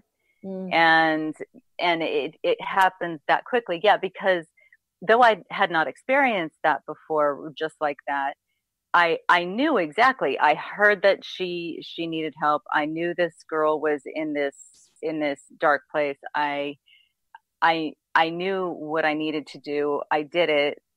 And so I knew all that was happening. But then later it was kind of like I questioned it, right? Or I maybe second guessed, or maybe, was that, what was that? You know, is that what you mean, Amelia? Well, yeah, because I remember giving you a specific crystal. I put it in your hand, and then it was like it brought back all your memory. You knew exactly what to do with the crystal. I think you raised it above your head. You just opened a gate with that crystal, and I was like, whoa, I knew she needed the crystal, but I didn't know what you were going to do with it. And then I was so happy and so proud of her, like, oh man, that was the right person. You know, I was in awe of my instinctual knowing that I needed her help. But once she got into the role of helping me, she was in full mastery of it. But then once she was done with the job, it was sort of like, okay, what just happened? What was I doing? I don't know what I was doing. I'm like, wait, you were just mastering your job. Like, you don't remember that? Like, that was pure mastery in the moment. Right. So there's that amnesia that comes back. It's a personality program that was placed in her very young to not know how to do that. Because if she was doing that all day long, everywhere she went, she'd be a serious force to be reckoned with. But, you know, light fluctuates on and off when we're not able to really ground our soul essence. And that's where these awakenings, these spontaneous awakenings are happening, because there's a timing I feel there's a quickening and a timing and a kind of activation. And what I do with people is speed it up a little bit, like give them the keys really quickly to see how much they can hold, and open the channel up and say, okay, can you ground this? Like, this is your true essence. Now hold it. And I'm helping them to do it for themselves. So not just delivering it and saying, okay, hope you're all right with that. But then there's a whole entrainment. And so Satya went through a whole year of doing it every single day.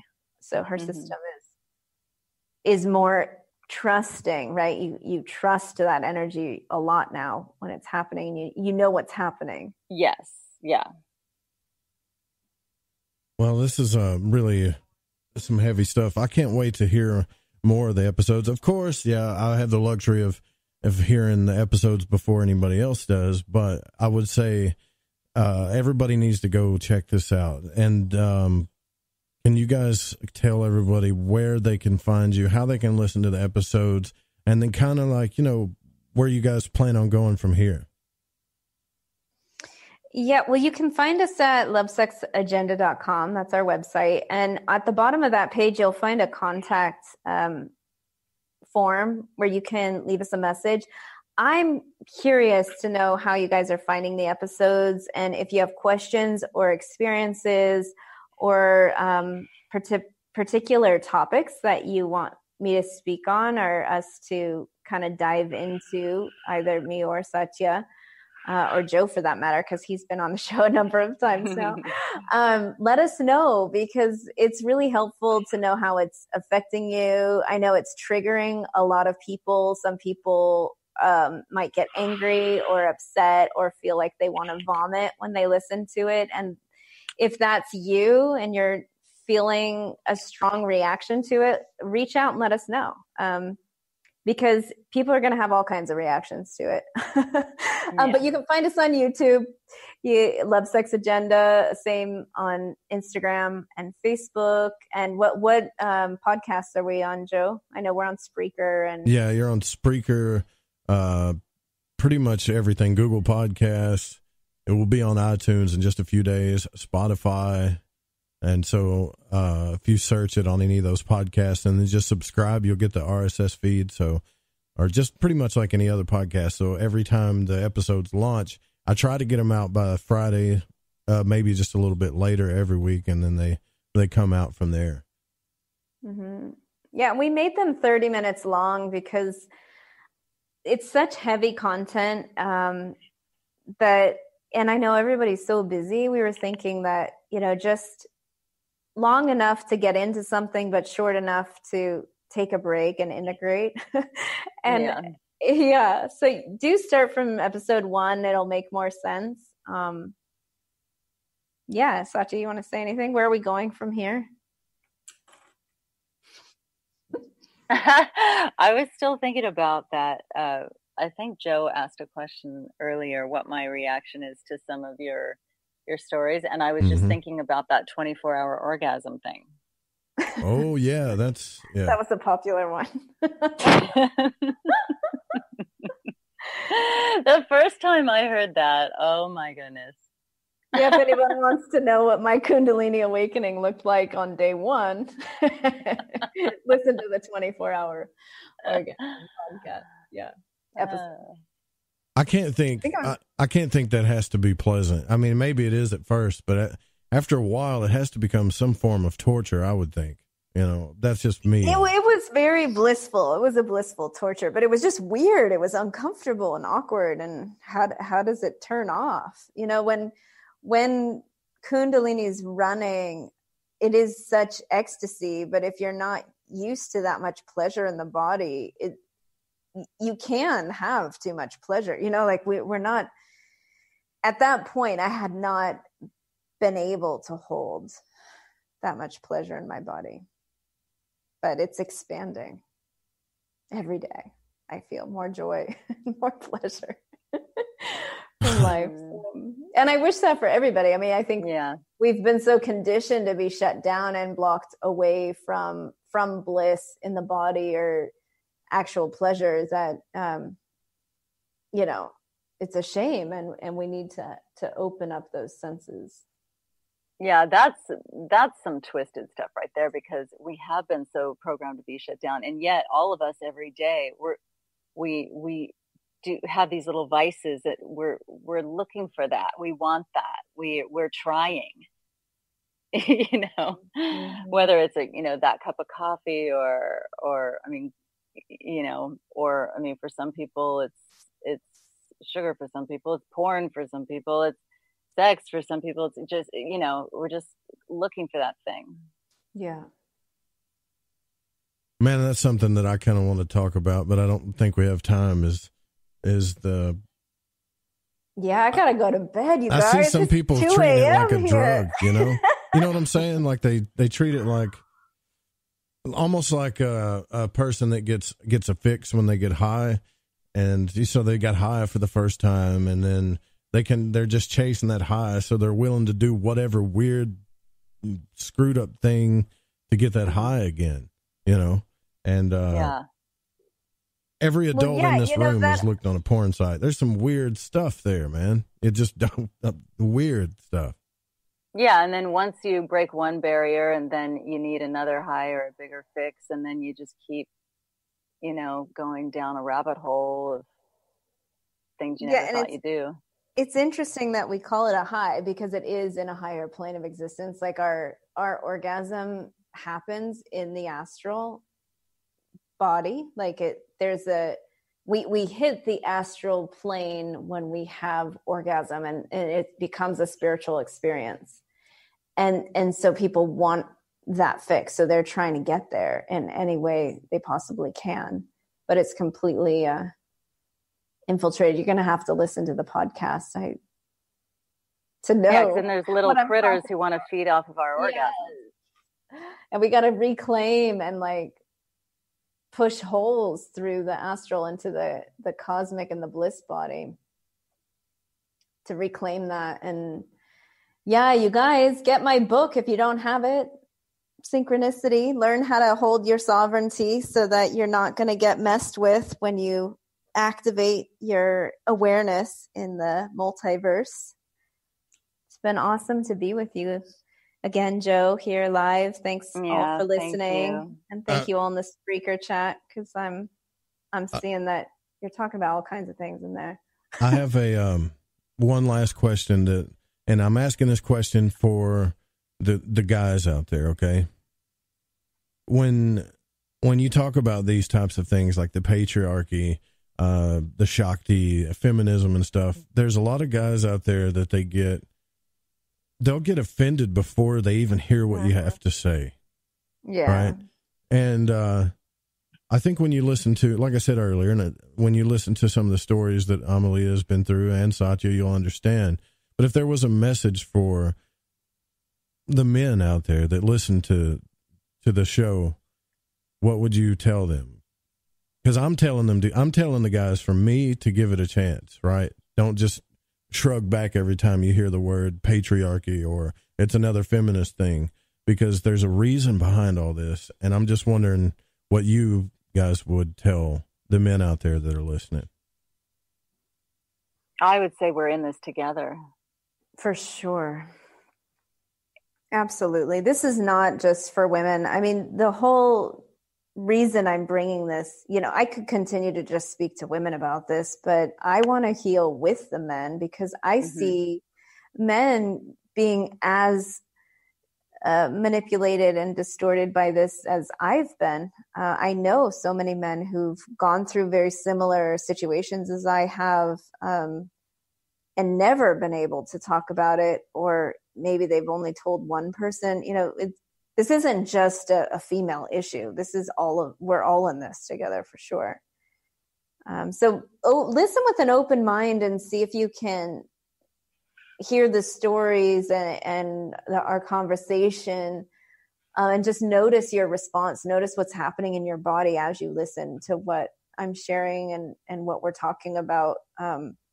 Because I think that there's such a collective clearing going on, and I'm hoping that we can figure this out together.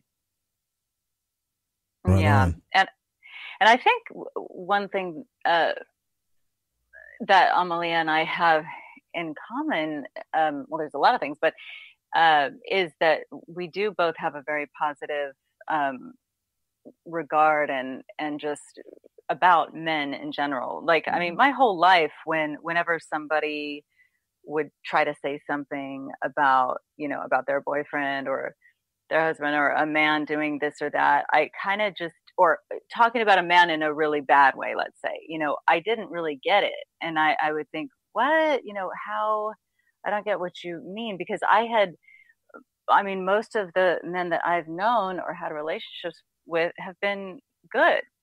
Mm-hmm. And so I haven't had that kind of thing that would make, I don't know. Like, so there isn't any kind of like hate going on from us. No. I would say that, yeah, we both want to heal deeply with our brothers and our partners and lovers and fathers and uncles and, and we've all gone through some pain. I know that the men are hurting a lot by women and that women have abused men deeply. I mean, in my own family, I have some severe women perpetrators. I get it, I feel for you guys. It's not easy. It's just that the patriarchy is something that was set up by a darker, nefarious force that is what's controlling all of this. And we've all been enslaved to that. And I think that we're taking back our power and really seeking to find balance. And the podcast is just an avenue for us to share some story. I'm sharing my stories to give context to what I'm talking about and where my information comes from, because it's very experiential. I have read a lot, but I only read books that fall into my lap or that come to me after my experiences and have helped me make sense of things. But what I'm sharing on the podcast is all just my personal experiences and how I've maneuvered through some tragedies and difficult experiences and paranormal experiences. So I hope you guys will listen. And the patriarchy, I mean, I guess when some people hear that word, they're thinking men per se, but so I'm glad that you said what you just said, Amelia, because it's a big system, and men are every bit as much as victims of the patriarchy as women are.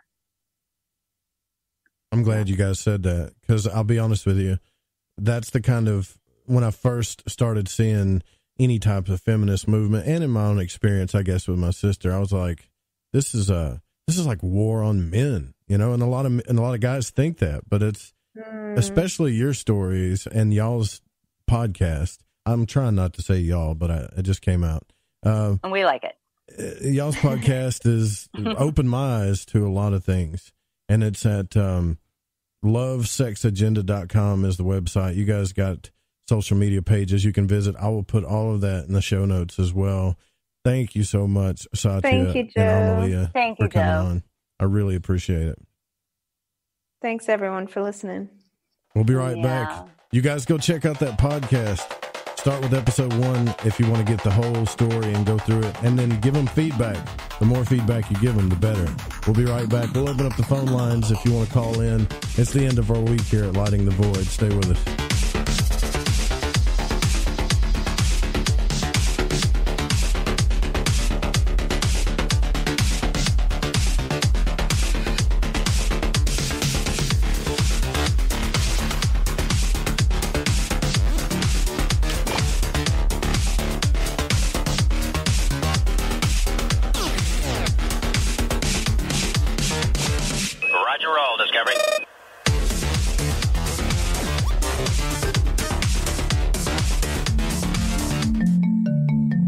From Studio 303, it's the Stranger Than Fiction News right here on the Fringe FM, bringing light to the stories that surround us. Mankind is preparing to punch the solar system, but in self-defense, not out of anger. It's all part of NASA's mission in development called Double Asteroid Redirection Test, or DART. Unlike most spacecraft the agency has launched to date, DART isn't about gathering scientific data and learning more about how the universe works. Instead, it's NASA's first planetary defense mission. One of the big differences is a lot of science-driven missions seem to be focused on understanding the past of the solar system, the early solar system and how it was formed. Nancy Chabot, a planetary scientist at Johns Hopkins University Applied Physics Laboratory and project scientist for DART, told Space.com earlier this month at the annual meeting of the American Geophysical Union. Planetary defense is really about the present solar system and what we are going to do in the present, the greatest asteroid encounters of all time. Specifically, planetary defense is about a large asteroid that could theoretically collide with Earth and what humans can do to protect ourselves. Slam into an asteroid hard enough while it is significantly far away from Earth, and you can bump it off course. This story was brought to you from Space.com. And an Australian man claims to have filmed a yowie creature. A man in Australia shared footage of what some believe could be an ape-like creature. The nighttime video is about a minute long, and it shows a wooded area and a pair of red dots resembling eyes moving around. The YouTube channel publishing the video, NVTV, did not provide further specifics such as location and date of the alleged encounter. Despite the presence of rainforests, there are not known primates in the Australian continent. Yowie, otherwise known as the Australian Bigfoot, is a monkey-like cryptid portrayed in the Aboriginal mythology reputed to live in the Australian forests. Like his primate cousins, it's supposed to be curious and highly intelligent. In 2015, an Australian researcher provided Cryptozoology News with the audio of what he believed could be a yowie creature. And in 2014, a controversial video taken by a pair of self-proclaimed yowie researchers in Australia captured the attention of millions of viewers across the globe. The footage, which showed what looked like a large primate eating apples from a tree, was also purportedly taken at night. And in 1976, two remarkable yowie sightings reportedly took place in the village of Woodenbong, close to the Queensland border. This article is posted at cryptozoologynews.com. And time for this edition's Fun Fact. Britain's Secret Intelligence Service once hacked into an Al-Qaeda website and replaced the bomb instructions with a cupcake recipe. And that wraps it up for another edition of the Stranger Than Fiction News right here on the Fringe FM. I'm Vance Nesbitt, anchor and news sorcerer. Hi, this is Sammy. Join us in the Deep South as we're lighting the void with Joe Roop on the Fringe FM.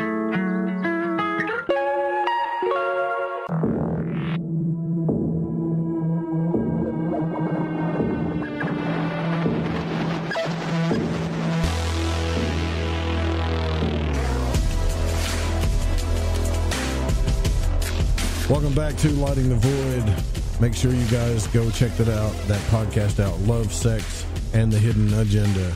Like I said, it will be on iTunes in a few days. It's on YouTube, Spreaker, and Spotify, and several other podcast places. I want to give thanks to Amelia and Satya for coming on, because it's past their bedtime. So I actually had to ask them a few times to come on the show. But now we're in the last hour of the week for Lighting the Void here, and I have none other than you know who, the Rev Dan Lopez on with me. And Amelia did want me to say, tell Dan I said hi. So, Hi, Dan. Stop lying.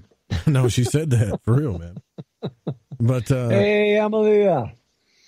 All right, so here's one of the first things I wanted to discuss, because I don't want to sound like crazy. I don't want to sound crazy, but this is one of those things that, you know, when people go, oh man, there was some type of disturbance, it must be the CIA or they're listening. And you hear that a lot in conspiracy shows, right?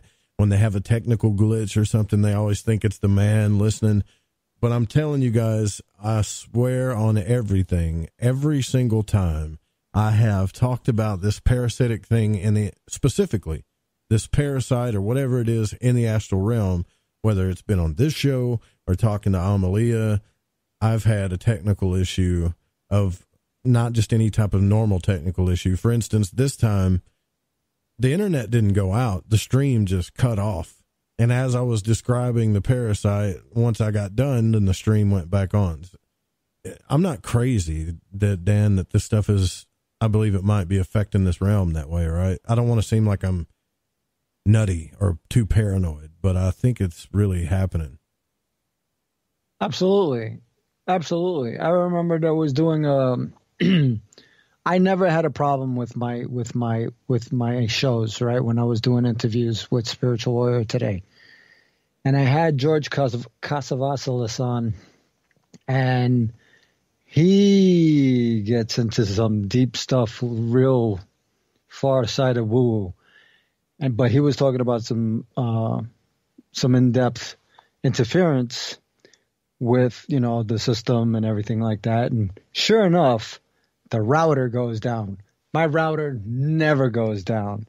It just never goes down. I hardened that thing for a while, and I've been in tech for quite a few years to know how to do that, to deal with security and all kinds of stuff like that, running all kinds of bases. And I just know when there's like something weird, anomaly goes on or whatever. If there's a glitch in the system and I know how far it goes out, I can tell you whether it's right here in the network or it's outside in the ISP realm, or if it's past the internet, edge routers.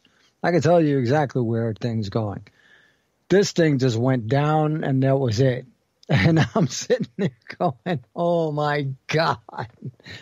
I've got over 1,000 listeners for the first time and I don't know how long. That always happens when you get a lot of listeners too. No, yeah, and that's why they do it, because as soon as something goes down, everyone with ADHD is gone. Right, yeah. Yeah. I remember the first time I had a lot of listeners. Like when I started the show, the show isn't fantastic now, but I was terrible. I was real terrible. I would sit there and go, before I'd ask a question. But so I was learning how to try to talk the right way on a show. Anyways, I had Daniel Joseph on. It was the first interview I had Daniel Joseph on, which is one of the students of Dasclos. I talk about him all the time. Sure. And I was on a different server, and I looked into making sure. I called him. I said, look, we're going to have enough room if everybody shows up. Not really thinking everybody was going to show up, but it had a meter of listeners that was going up like a clock, right? And I was like, okay. So I kept my eyes on this thing while I was talking to Daniel Joseph. And the meter just shot up. It was like from 30 or 40 to 100, 300. Then it said 800, 1,000. I was like, holy hell, there's a lot of people coming in. And then it just shut off. And it kept shutting off. And I was texting them on the other end going, hey, it's shutting off. And they're like, well, there's nothing happening on our end. Everything seems to be okay. And I'm like, well, it's not. And so I remember talking to Daniel off the air, who is another person I really trust. And he was like, yeah, that stuff happens. And even then I was like, yeah, well, whatever. It's just a technical issue that people think stuff is happening. But after a while, when enough of them add up, you go, okay, yeah, something's going on here. Something's going on, yeah. So what'd you think about all that, man? Because I'm kind of new to this whole idea, too, of the divine feminine and Shakti and learning about the patriarchy. It's kind of it's a touchy subject for people. What did you think about all of it? I've fortunately, because I belong to her group, I get to listen to a lot of the stories that's going on and delve into the information that she disseminates. So it was kind of a refresh for me. But I had been aware of a lot of it, and I shared some of the experiences that I had when in her group when a couple of weeks ago, actually. I think it was like a month ago. And it was weird because it was intimate for me because I'd never really shared about it, It was, I had a friend of mine who was into rough sex, and it just kind of like took me aback. Mm-hmm. And and she wanted me to choke her and all kinds of stuff and everything like that. And it was just like, I couldn't really choke me. That's weird. That's always been weird to me, man. I couldn't process it. Well, I'll tell you, I didn't understand it until not too long ago. Had an event, and it was just like that. Yeah. It was dying and orgasmic at the same time, and you don't know whether you're living or dying. And it was just. I almost felt like crazy. I was short-circuiting. Yeah, it was crazy. It was crazy to me. I never experienced anything like that in my life. So I kind of understand today what she was probably going for. The thing is that for me, the rough part for me was that she was the sister of a good friend of mine, and he was very protective of her. And it was, and I had, and I confessed to him, no, it was just me and her, and we were just hanging out, and it was just us. So, about a year later, she overdosed. Oh man, that sucks.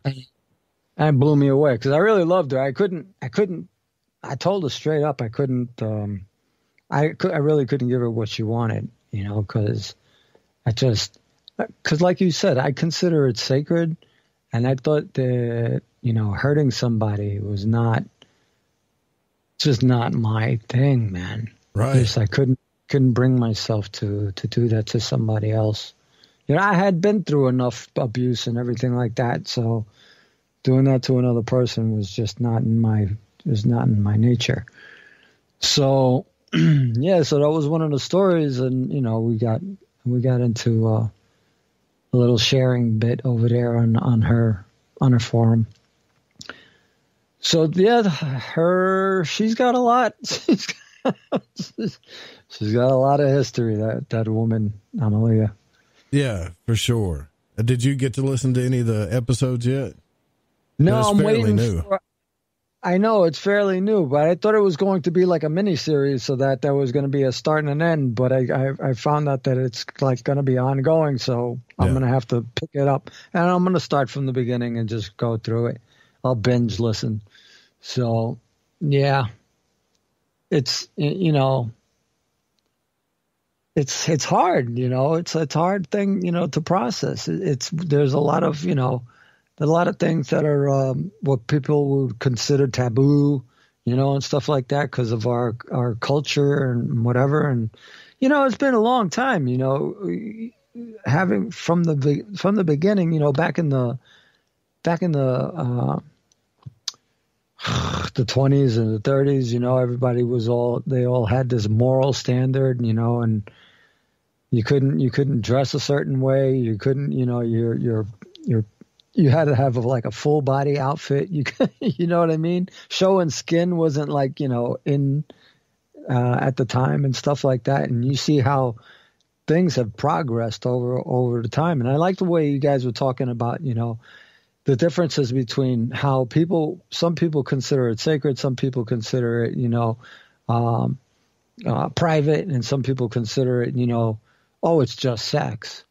And there was a time back in 1986 where when I was getting clean, and let me just preface that with saying that I had misspoken yesterday. I had gotten clean in 1986, put 3.5 years together, and then I went back out for about a year, and then I came back and got clean again and started again at around 1990. So, but back in those days when I was running around, and it was it almost felt like the 60s, the love, peace, and stuff like that. And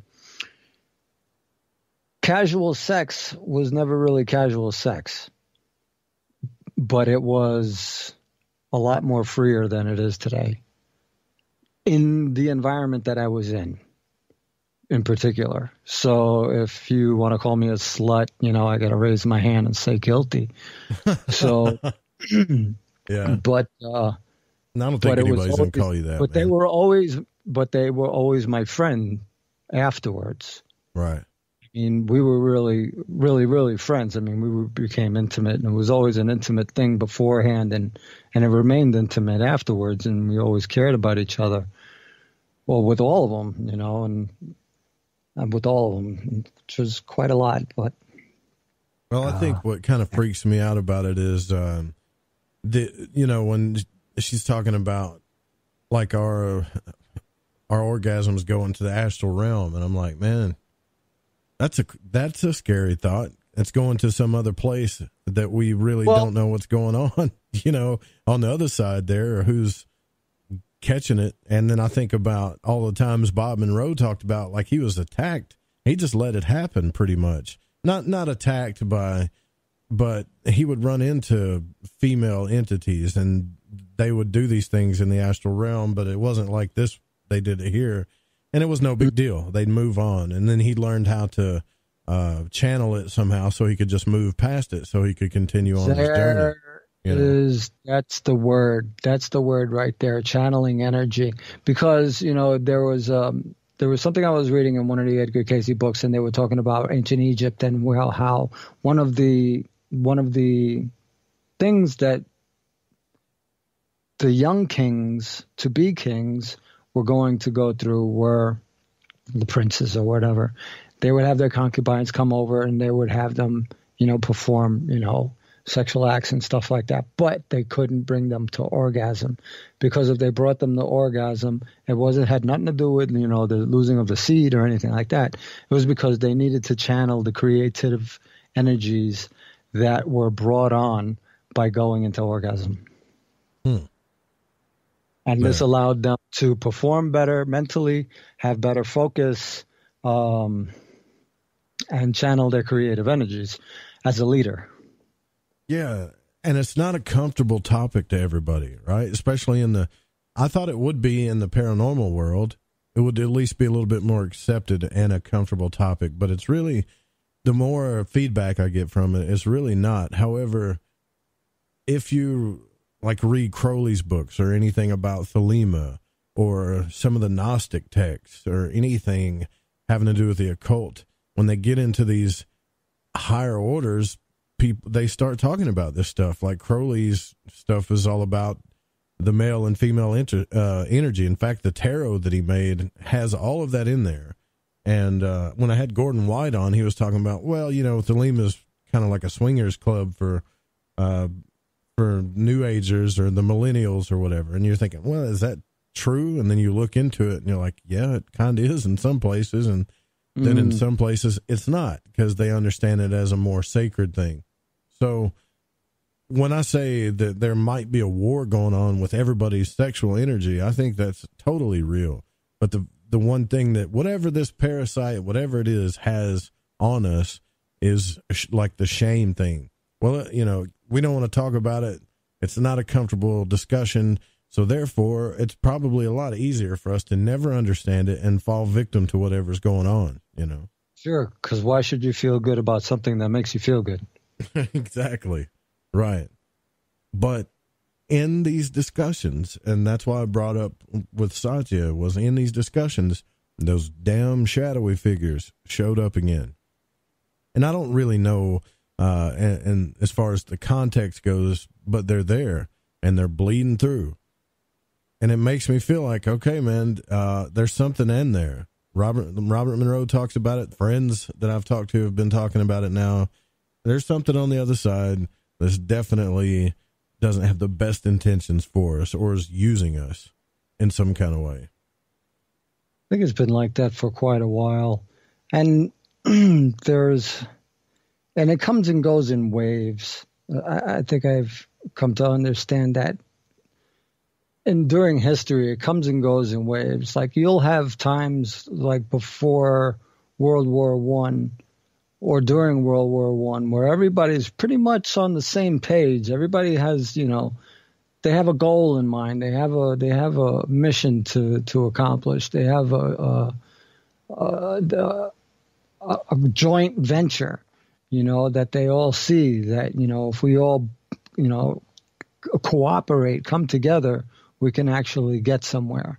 And, and that was when the time it was just like, yeah, you got to have 2 chickens in a pot, 2 cars in your garage. And, they were all about that, and then all of a sudden everything just flipped after World War II, and it was the complete opposite. Yeah. And it's obvious to see that some people can have this discussion as an adult and some people can't. They go right back to locker room talk. But I mean, I guess that's part of it. The maturity of the crowd at the time. Well, you always have some who can't control their mental faculties. I don't think I got to ask more questions about what happened to you last night because we only had a short amount of time. But last night we were talking about how you kind of broke through these barriers through consciousness. And I went back and re-listened to the episode, and I was thinking, and I don't want to offend you at all, but at the time, I feel like it's important to ask. At that time when you were having these spiritual experiences, you were clean at that time, right? Or were you going through the process of getting clean? At what point, Joe? When you started seeing those scary things. Oh, I had already been clean for quite a while. I got you. I had already been clean for quite a while. Actually, I had just started getting into asking questions that were beyond the people who were clean around me, because I was already asking questions about God and everything like that, because I had already felt comfortable in my spirituality that I wanted to explore more areas that I found interesting or questionable, because I had, because I had seen The Exorcist, so I knew there was like weird things going on. And my grandfather was a spiritualist who, had to deal with somebody in an exorcism form. And so, I was asking questions at that time. And that's when I introduced myself to Edgar Casey by looking around and start getting into the readings and stuff like that, but also looking into other stuff as well. Yeah, I had a guest that was going to come on the show too and talk about this subject that was having experiences with, I guess you could say, not a succubus, but an incubus that was trying to do bad things to her, I guess you could say, while she was asleep. And then some of the emails I got from her, I was like, oh my God, can you come on the show and talk about it? And she was like, yeah, I'll come on the show and talk about it.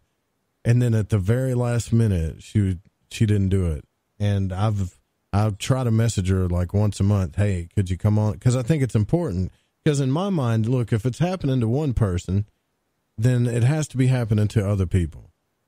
And when you're going through something like that, who the hell are you going to go talk to about it, right? Are you going to go talk to your parents? Who are you going to relate to about it? And then shortly after that, oh God, I can't believe I saw this, but I got on YouTube. I started looking this stuff up because I didn't understand it. Like, okay, there was these beings that were doing sexual things to people while they were asleep. What? So I got on YouTube and was seeing if anybody else was talking about it. And I found these like black magic type dudes not talking about it, but trying to get that to happen so that they can get certain powers and stuff. And I was thinking, okay, man, what in the hell is going on here? And so when people talk about making a deal with the devil, I think sometimes, sometimes there's more to that than what a lot of people think. Well, they don't know what they're dealing with because, you're dealing with deceiving natures. So you think you might be getting a deal. Yeah. But you want to get laid and you wind up getting screwed. So another thing that made me think about is when I was asleep, like Satya was talking about, these things were hovering over me. I saw them. And I don't really know if I was totally awake, but I could say that I was in between states and I saw these things. And when people used to talk about, man, there's these things, man, they feed off your energy, or it's called loosh or whatever. And you just go, what? Man, that's not real. That's not true. And then you get, like I did, that 3-page email. talking about how someone's being molested in their sleep by a demon or something. And who the hell are they going to talk to? They can't go talk to their psychologist. They'll probably end up in a padded room. So I guess I can understand why they didn't come on the show, but I really don't know where to go with the subject other than let the people that know more about it talk about it, like Amelia, because she knows a lot more about this stuff than I do. But it's pretty scary. I got to be honest with you. It does freak me out a little bit. Sure. Well, you kind of have to have a desensitized mind to the nature of things, because, just as there's good, there's evil, and things just happen. It's just the nature of where we are right now. Because if we want to look at it and we want to be able to help someone, if we want to look at it and we want to be able to just be there for others, you got to have a mind that's like non-judgmental completely. You have to come from a state of open-mindedness, a willingness to believe. And then, you got a unconditional love, you know? So you really can't, you just got to let it know. You got to keep in your mind that that's their stuff. It has nothing to do with you and your interpretation of anything. It's their experience, and it's happening to them. It's like I say before, you can't minimize anybody's hell because they're going through it. Not you. You're not going through it. You may be going through your own hell, and that's your hell, right? So, well, I wouldn't want my hell minimalized, And I don't blame her for not coming on. I mean, the nature of, especially the internet these days, forget about it. You tell somebody something, and it could be completely innocent, and you get ridiculed up and down the or people make jokes about it like it's some type of because like I said, they can't control themselves. They don't have the maturity to socialize on a grown-up scale.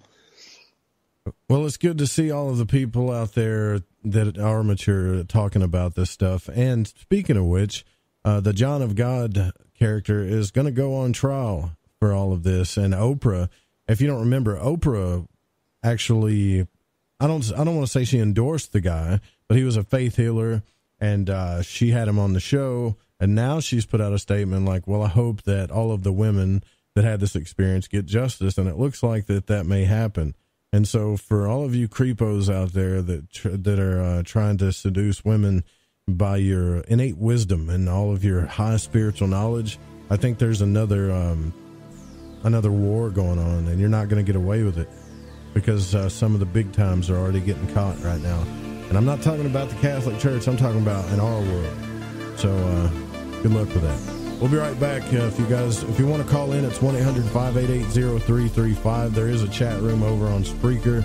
Just be nice and be mature if you're going to say stuff in there.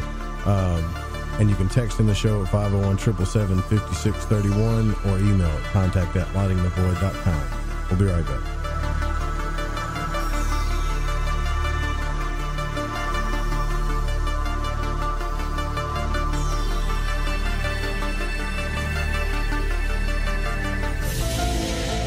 Is out there. There's something out here. And so are we. KTOK Digital Broadcasting, The Fringe FM. You're listening to Lighting the Void Radio.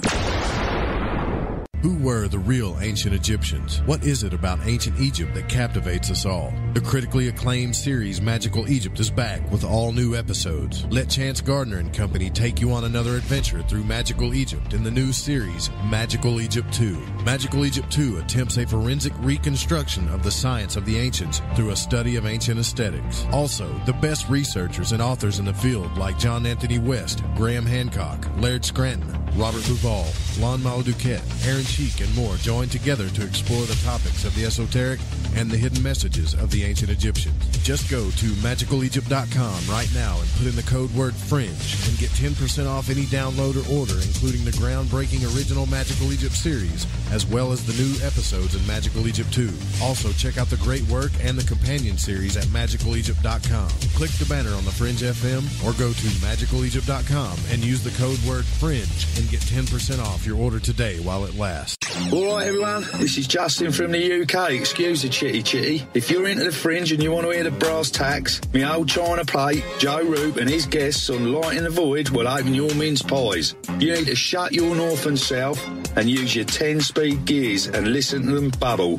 You could hear a Barry Crocker, no Brussels, but he ain't no holy friar. Anyway, you beat a Barnaby Rudge and take a butcher's. So, you love talk radio? Then you'll love TalkStreamLive.com. TalkStream Live is always on, 24/7, with the best streaming talk shows. Find your favorite talkers and discover some new ones. It's free, readily available online or on mobile with any smartphone or tablet. Finding your favorite talk shows all in one place has gotten a whole lot easier. Just go to TalkStreamLive.com. Be sure to download the free apps from Google Play or the iTunes App Store. Hello, this is Vance Nesbitt. Take the time to expand your mind by listening to Lighting the Void with Joe Roop right here on the Fringe FM. Follow the Fringe FM on Facebook and Twitter at the Fringe FM. Lighting the Void is proud to announce Mind and Magic's Protection and Defense Course for protection from magical and psychic attacks. This is not a joke. Magic practitioners are on the rise, and with that comes attacks from baneful or black magicians that try to harm or hurt others for their own selfish reasons. If you are not a believer in psychic attacks, then this isn't for you. If you are, and you want the power to defend yourself and your family and home, then I highly suggest you grab Freighter Xavier's Protection and Defense Course. In this course, you will learn how to tell if you are under attack from a natural source or if an individual is attacking you, the 4 forms of curses and attacks, how to remove self-imposed curses, the correct way to cleanse your home from negativity or malevolent entities, how to make your own holy water, what you should always keep near or under your bed, herbs that banish negativity and promote purity, the most powerful banishing rituals on the planet, and for those that seem to want to harm you the most, how to put your enemies in a hell pit of their own making. You can also learn protection against shadow people and other entities. Or are you just in a bad planetary alignment? Even how to get rid of an enemy using a tic-tac box. It does not matter what your faith or belief is, this will work. Click the banner on the website at lightingthevoid.com or go to lightingthevoid.com/Xavier. Want to know what's on the Fringe FM? Check out our schedule at thefringe.fm.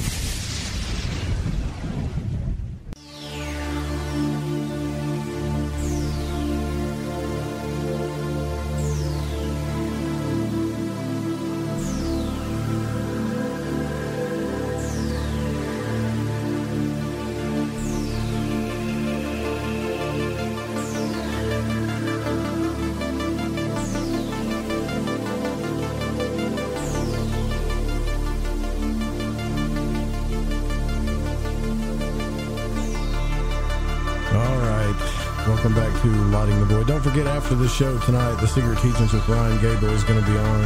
What I've done is I've put the best of the Secret Teachings. I'm going to put up some really interesting shows for you guys that he's done a while back with some guests that are fantastic. Because he had to take care of his wisdom teeth and there was no way he could talk on the radio. So tonight, it's going to be the best of the Secret Teachings. And I went way back into time and drew out a guest. I believe his name was Jim Mars, so you might want to stick around and listen to that. On a sadder note, I have to say that, you know, I do broadcast the show at a lot of different places, but the main place that we broadcast the show is on the network, and that's where it will always be, at the Fringe FM. That's where the main live stream will be. The archives are on YouTube and a whole bunch of other places, and I put them up there for free. And it'll remain free as long as we continue to get the right amount of support for that.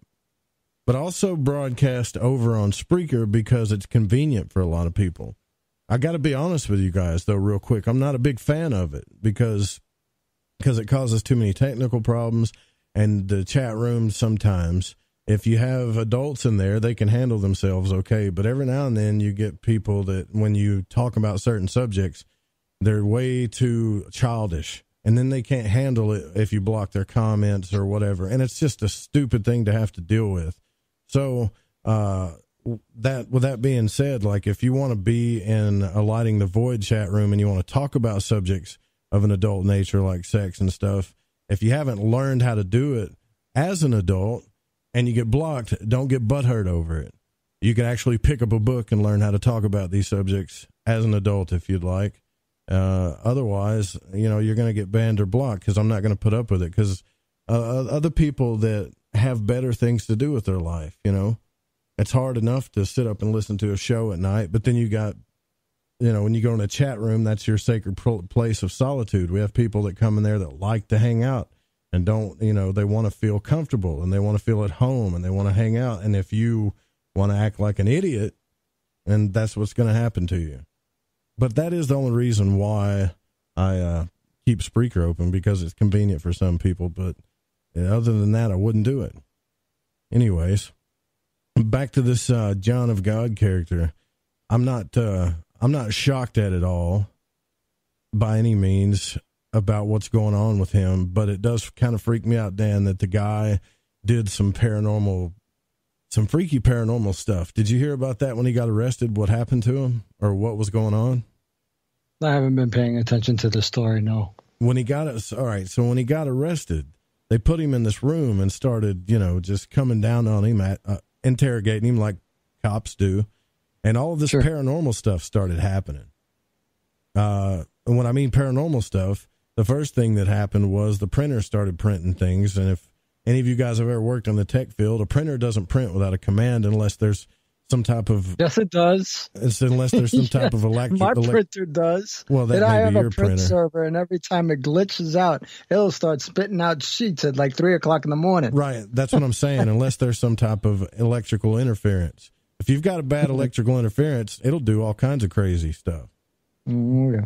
So if, kind of like when I wired this house or this studio, I had the wires backwards on one thing and the power was coming through my mixer and it was shocking me. And so, yeah, my computer was doing all kinds of crazy stuff. I almost blew everything up in here. So that kind of stuff started happening when he was sitting down with him. The refrigerator blew, the printer started messing up. One of the news people fainted. The investigator that was investigating the guy said that there was weird things, like she felt something weird was happening. Somebody got run over in the street. So we don't think that there are people on this planet that have powers or that can tap into chi. But after talking to Jason Quitt, I know it's real. But the one thing that freaks me out is this guy, man, he's tapped into some type of teaching that I don't know about that has to do with, the poles, and I've read about it in Franz Barden's book, Initiation into Hermetics. And instead of answering their questions, he just starts freaking them out. So it makes you wonder what else these cats can do. Have you ever been around anybody that can do stuff like that, Dan? That can mess with the energy in the room? No, except for the one time we were doing that seance where the planchette went off the board. That was about as much freaky physical as I've seen, aside from, not a person. And then there was the other thing, not a person, but this other thing that was like hanging out. And my daughter had come into the room and she was like, Dad, there's something here. She comes in the room, she says, Dad, there's something here. She's like, I'm like, okay, what's going on? She's like, come here. So I go outside and I see her. She's got like one of those little Disney princess dolls with the little wheels on it. I think it was Belle. And, so it would spin around. And the stupid thing had no batteries and it started spinning. Whoa, man. That's freaky. Okay. I'm like, all right, what is it? She says it's a kid. So we went and I asked her, what do you think we should do? She says, I don't know. She says, all right, I'm gonna ask you to ask it if it wants to go on or does it want to stay. but there's, it's not really healthy for it to stay. So you got rid of it? It should be on its journey. We got rid of it together, me and my daughter. So we held a space. We sat down cross-legged to each other, put our foreheads together, and we started praying. And I started opening up a space, and I started asking for guidance, angels to come and help me out with everything, and to see if this thing wanted to go. And there was a shadow play across the door to the bedroom where we were doing where we were holding the session. And all of a sudden she started crying. My daughter started crying, and I was like, what's going on? She's like, it said thank you, and it's gone. Wow. This isn't the first time you've told me about your daughter. Do you think your daughter's got some abilities too, man? Because she's run into some things. Absolutely. Absolutely. There was a long time ago. She was like 5-6 years old, and she comes down to my office where I was, and she says to me, Dad, there's something upstairs. I says, what is it? She goes, I don't know, but it's like a shadow thing, and it's square. And I says, yeah. And so she goes, I asked it what it was, and it said, I am nothing. And I said, oh my God. What does that mean? I was like, that is not flipping happening in this house. Not today, not ever. And I went to town and I cleaned that room, but good. I am nothing. And she never seen it. Yeah, I am nothing. You don't want nothing telling you I am nothing. Do you think that there's all these different spirits, like in, last night we were playing clips from that movie, A Dark Song, because they were talking about Abramelin and the Mage. And I read that book, and there's hundreds of different spirit names. Mm-hmm. To me, and even Samuel Mathers in that book said, look, these are the spirit names that I've called upon that actually work for me, that I know that are real, and they work for me, and they've done my bidding or whatever. And you turn the page, and there's hundreds of different spirit names, almost so many spirit names that if you were just playing around, say like, how some kids, they make up their own languages sometimes. Have you ever seen kids do that? So almost like you could accidentally call upon a spirit by accident. You know what I mean? Yeah. Yeah. And, sometimes it's just, by accident, but a lot of times they just show up. They just show up. Like you can clean your place no matter what, and there's always a I don't want to say a dimension, but there's always a space that is allowed. It's like a freeway, and they're just walking through. They're just walking through. This place is crowded. I'm telling you, this I got plane of spirits here, man. I know I do. I believe it. We have them all over the place. You want to really, if you allow yourself to slow down, blur your vision just a little bit, and just stay that way for about 10 minutes, 15 minutes, you'll see play where you never thought play would be. Like you'll see movement where there should be no movement. Man, when Rusty was here, he would see and hear stuff all the time. And at one point it started freaking me out because this studio is like it's a huge 3-car garage type building. And we took the third car, I guess you could say, and built the studio in here. And so when he would come over before the show would start, he would look into the other 2 cars, the sections, and he'd be like, dude, I'm telling you, you got stuff in there. I can see it moving around. And at first I thought he was just shining me on, but it kept happening every night. Mm-hmm. And then we would, go outside and talk after the show or before, and it's gravel out there in my driveway, and he would hear people running in the gravel. He's like, he kept looking behind him and looking around, and I'm like, well, what's the matter with you? You got some kind of weird twitch? And he's like, no, there's something that ran behind me. You didn't hear the gravel? And I was like, no, I didn't hear the gravel at all. I don't know what you're talking about. And that was around the time I started seeing all these things out of the corner of my eye, and I just kept telling myself, it's just my eyes, they're tired, or it's my mind playing tricks on me. But I don't think so, man. I think I got some haints out here. That's what we call them in the South. We call them haints. You know? Haints. Okay. So I got so freaked out about it. I called my dad. And this is what I do, because I call my father when I feel like I need to be rational. And because he'll always bring me down on that level. And I called him and said, hey, Pop, you ever ran into any of these spirits out here on the property or anything? And he said, oh, yes, son. He said, we've had haints out there for years. And I'm like, are you being serious, or are you just pulling my leg? Because the way he said it, he was being all sarcastic, like, like, oh, yeah, we've had haints out there. He goes, no, there's probably a few haints running around. I've had some experiences with them. And I'm like, well, tell me about them, please. Oh, damn it. It's the first time I ever got my father to talk about this stuff. And I'm like, tell me, what's going on? He goes, well, it's all in your mind. And I'm like, what do you mean it's all in your mind? You just told me there were real haints. He goes, yeah, but you just tell yourself it's all in your mind. You know what I mean? And then he looked at me like I was an idiot. Oh, you shrugged him off. Yeah. And I'm like, but Dad, they're real. He goes, no, it's all in your mind. So he was trying, I think he was trying to tell me trying that. To protect you, actually. Yeah. I think he was trying to tell me, like, just don't give in. Don't invest yourself to it. Yeah. And you don't, and that's true, because you have to think about it.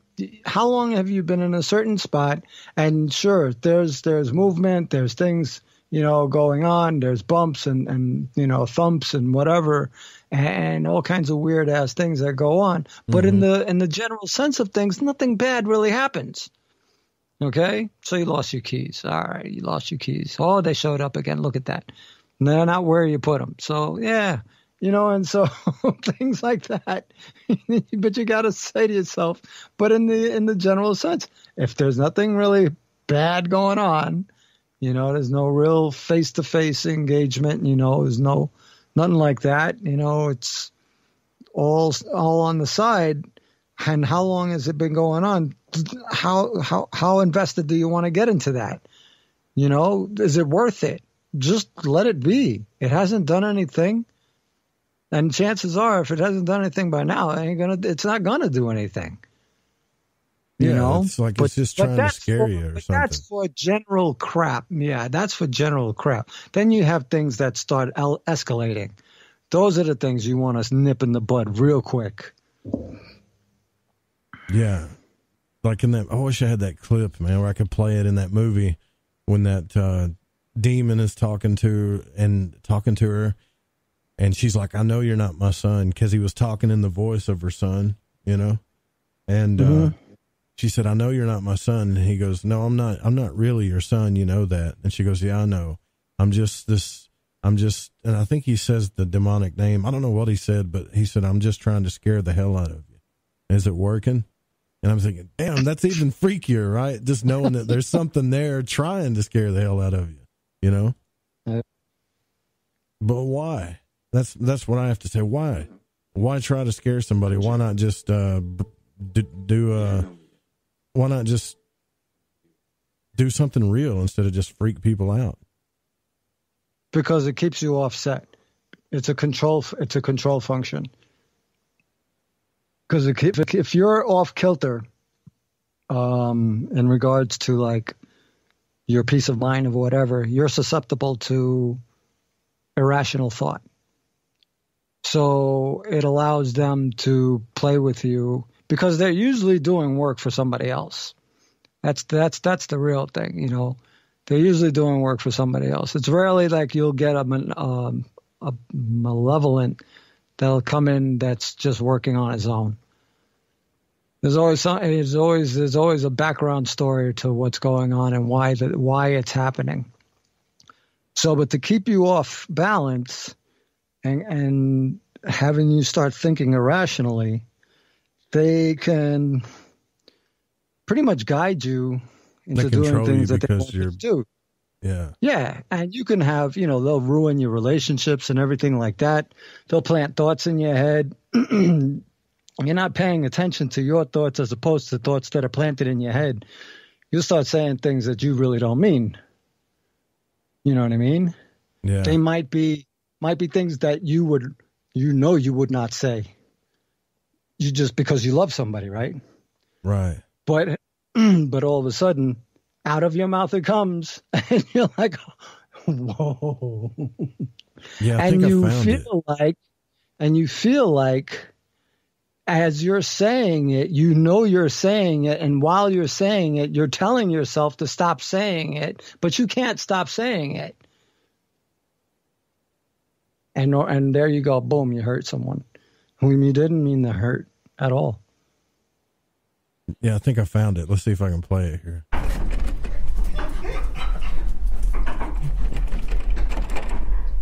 Mommy, open the door.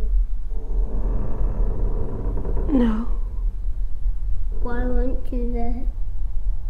You were meant to pick me up at 3:30. I'm sorry. I'm so sorry. Were you with that man? I love you. I love you so much. I miss you every day. You are my whole world. I am so sorry.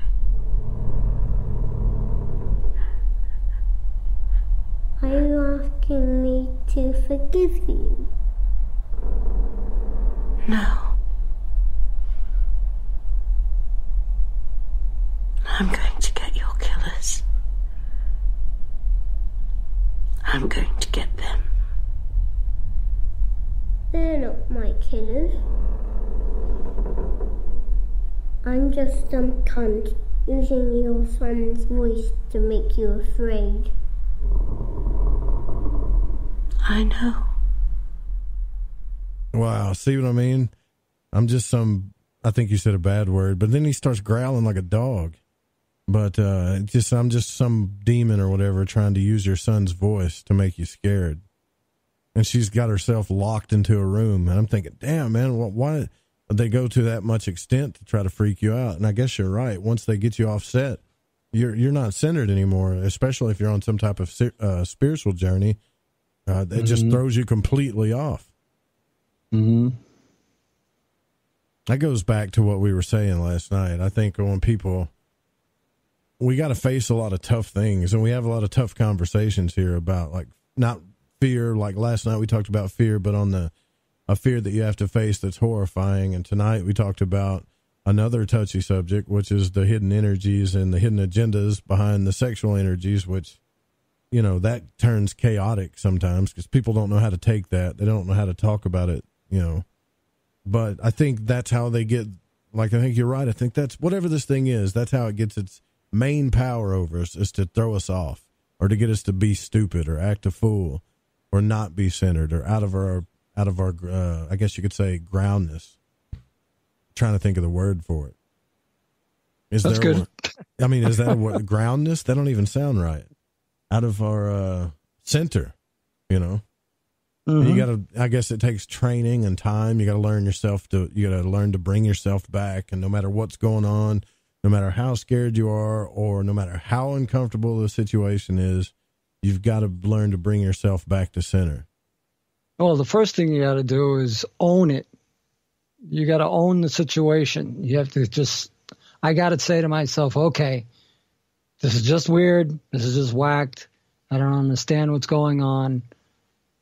And then I'll just go back and go back to my own tools that I've learned that I use in situations like that to bring me back into center. you know, because that's the only sense of safety that I can come up with at the time, especially dealing with an unknown. You know, unless it's like in my head or whatever, I can always pull out something like, you're not part of my will. As long as you're not a part of my will, you really have no authority here, and you have no space here. So you got to go. This is my domain. And they do have to go. They have no place in your domain. You rule the roost there. I get that. I think that's the one thing I learned this week out of all of these conversations. And thanks for coming on the last part of the show, Dan. I appreciate it, man. I always love talking to you, brother. We always learn something from you, man. The Reverend Dan Lopez. Are you ever gonna, get back into doing Spiritual Warrior today, like doing a short podcast, maybe, if you get to feeling better? I don't know. It's a little too far off to think about that. To see about, yeah. Well, either way, I got you. Either way, we do have to wrap up here for tonight. Next week, we're going to have some really cool guests on. We're going to get back into the UFO field because I've got to get back over there. It feels so far away now, and talk about some of that and how we can connect it back to this realm of the astral realm. That's my agenda for next week. So thank you guys for coming out. It's been a fun week. I don't think we're going to do Fringe Friday night. Tomorrow night, I doubt it. We may, if I'll announce it if we do. But if you're listening, stay tuned for the Secret Teachings. And this show was produced by the Fringe FM and cannot be syndicated without written permission. And music was by Kronos, Kevin MacLeod, Space Station, and Bundy. We'll see you guys next week. Good night. Thank you. Good night.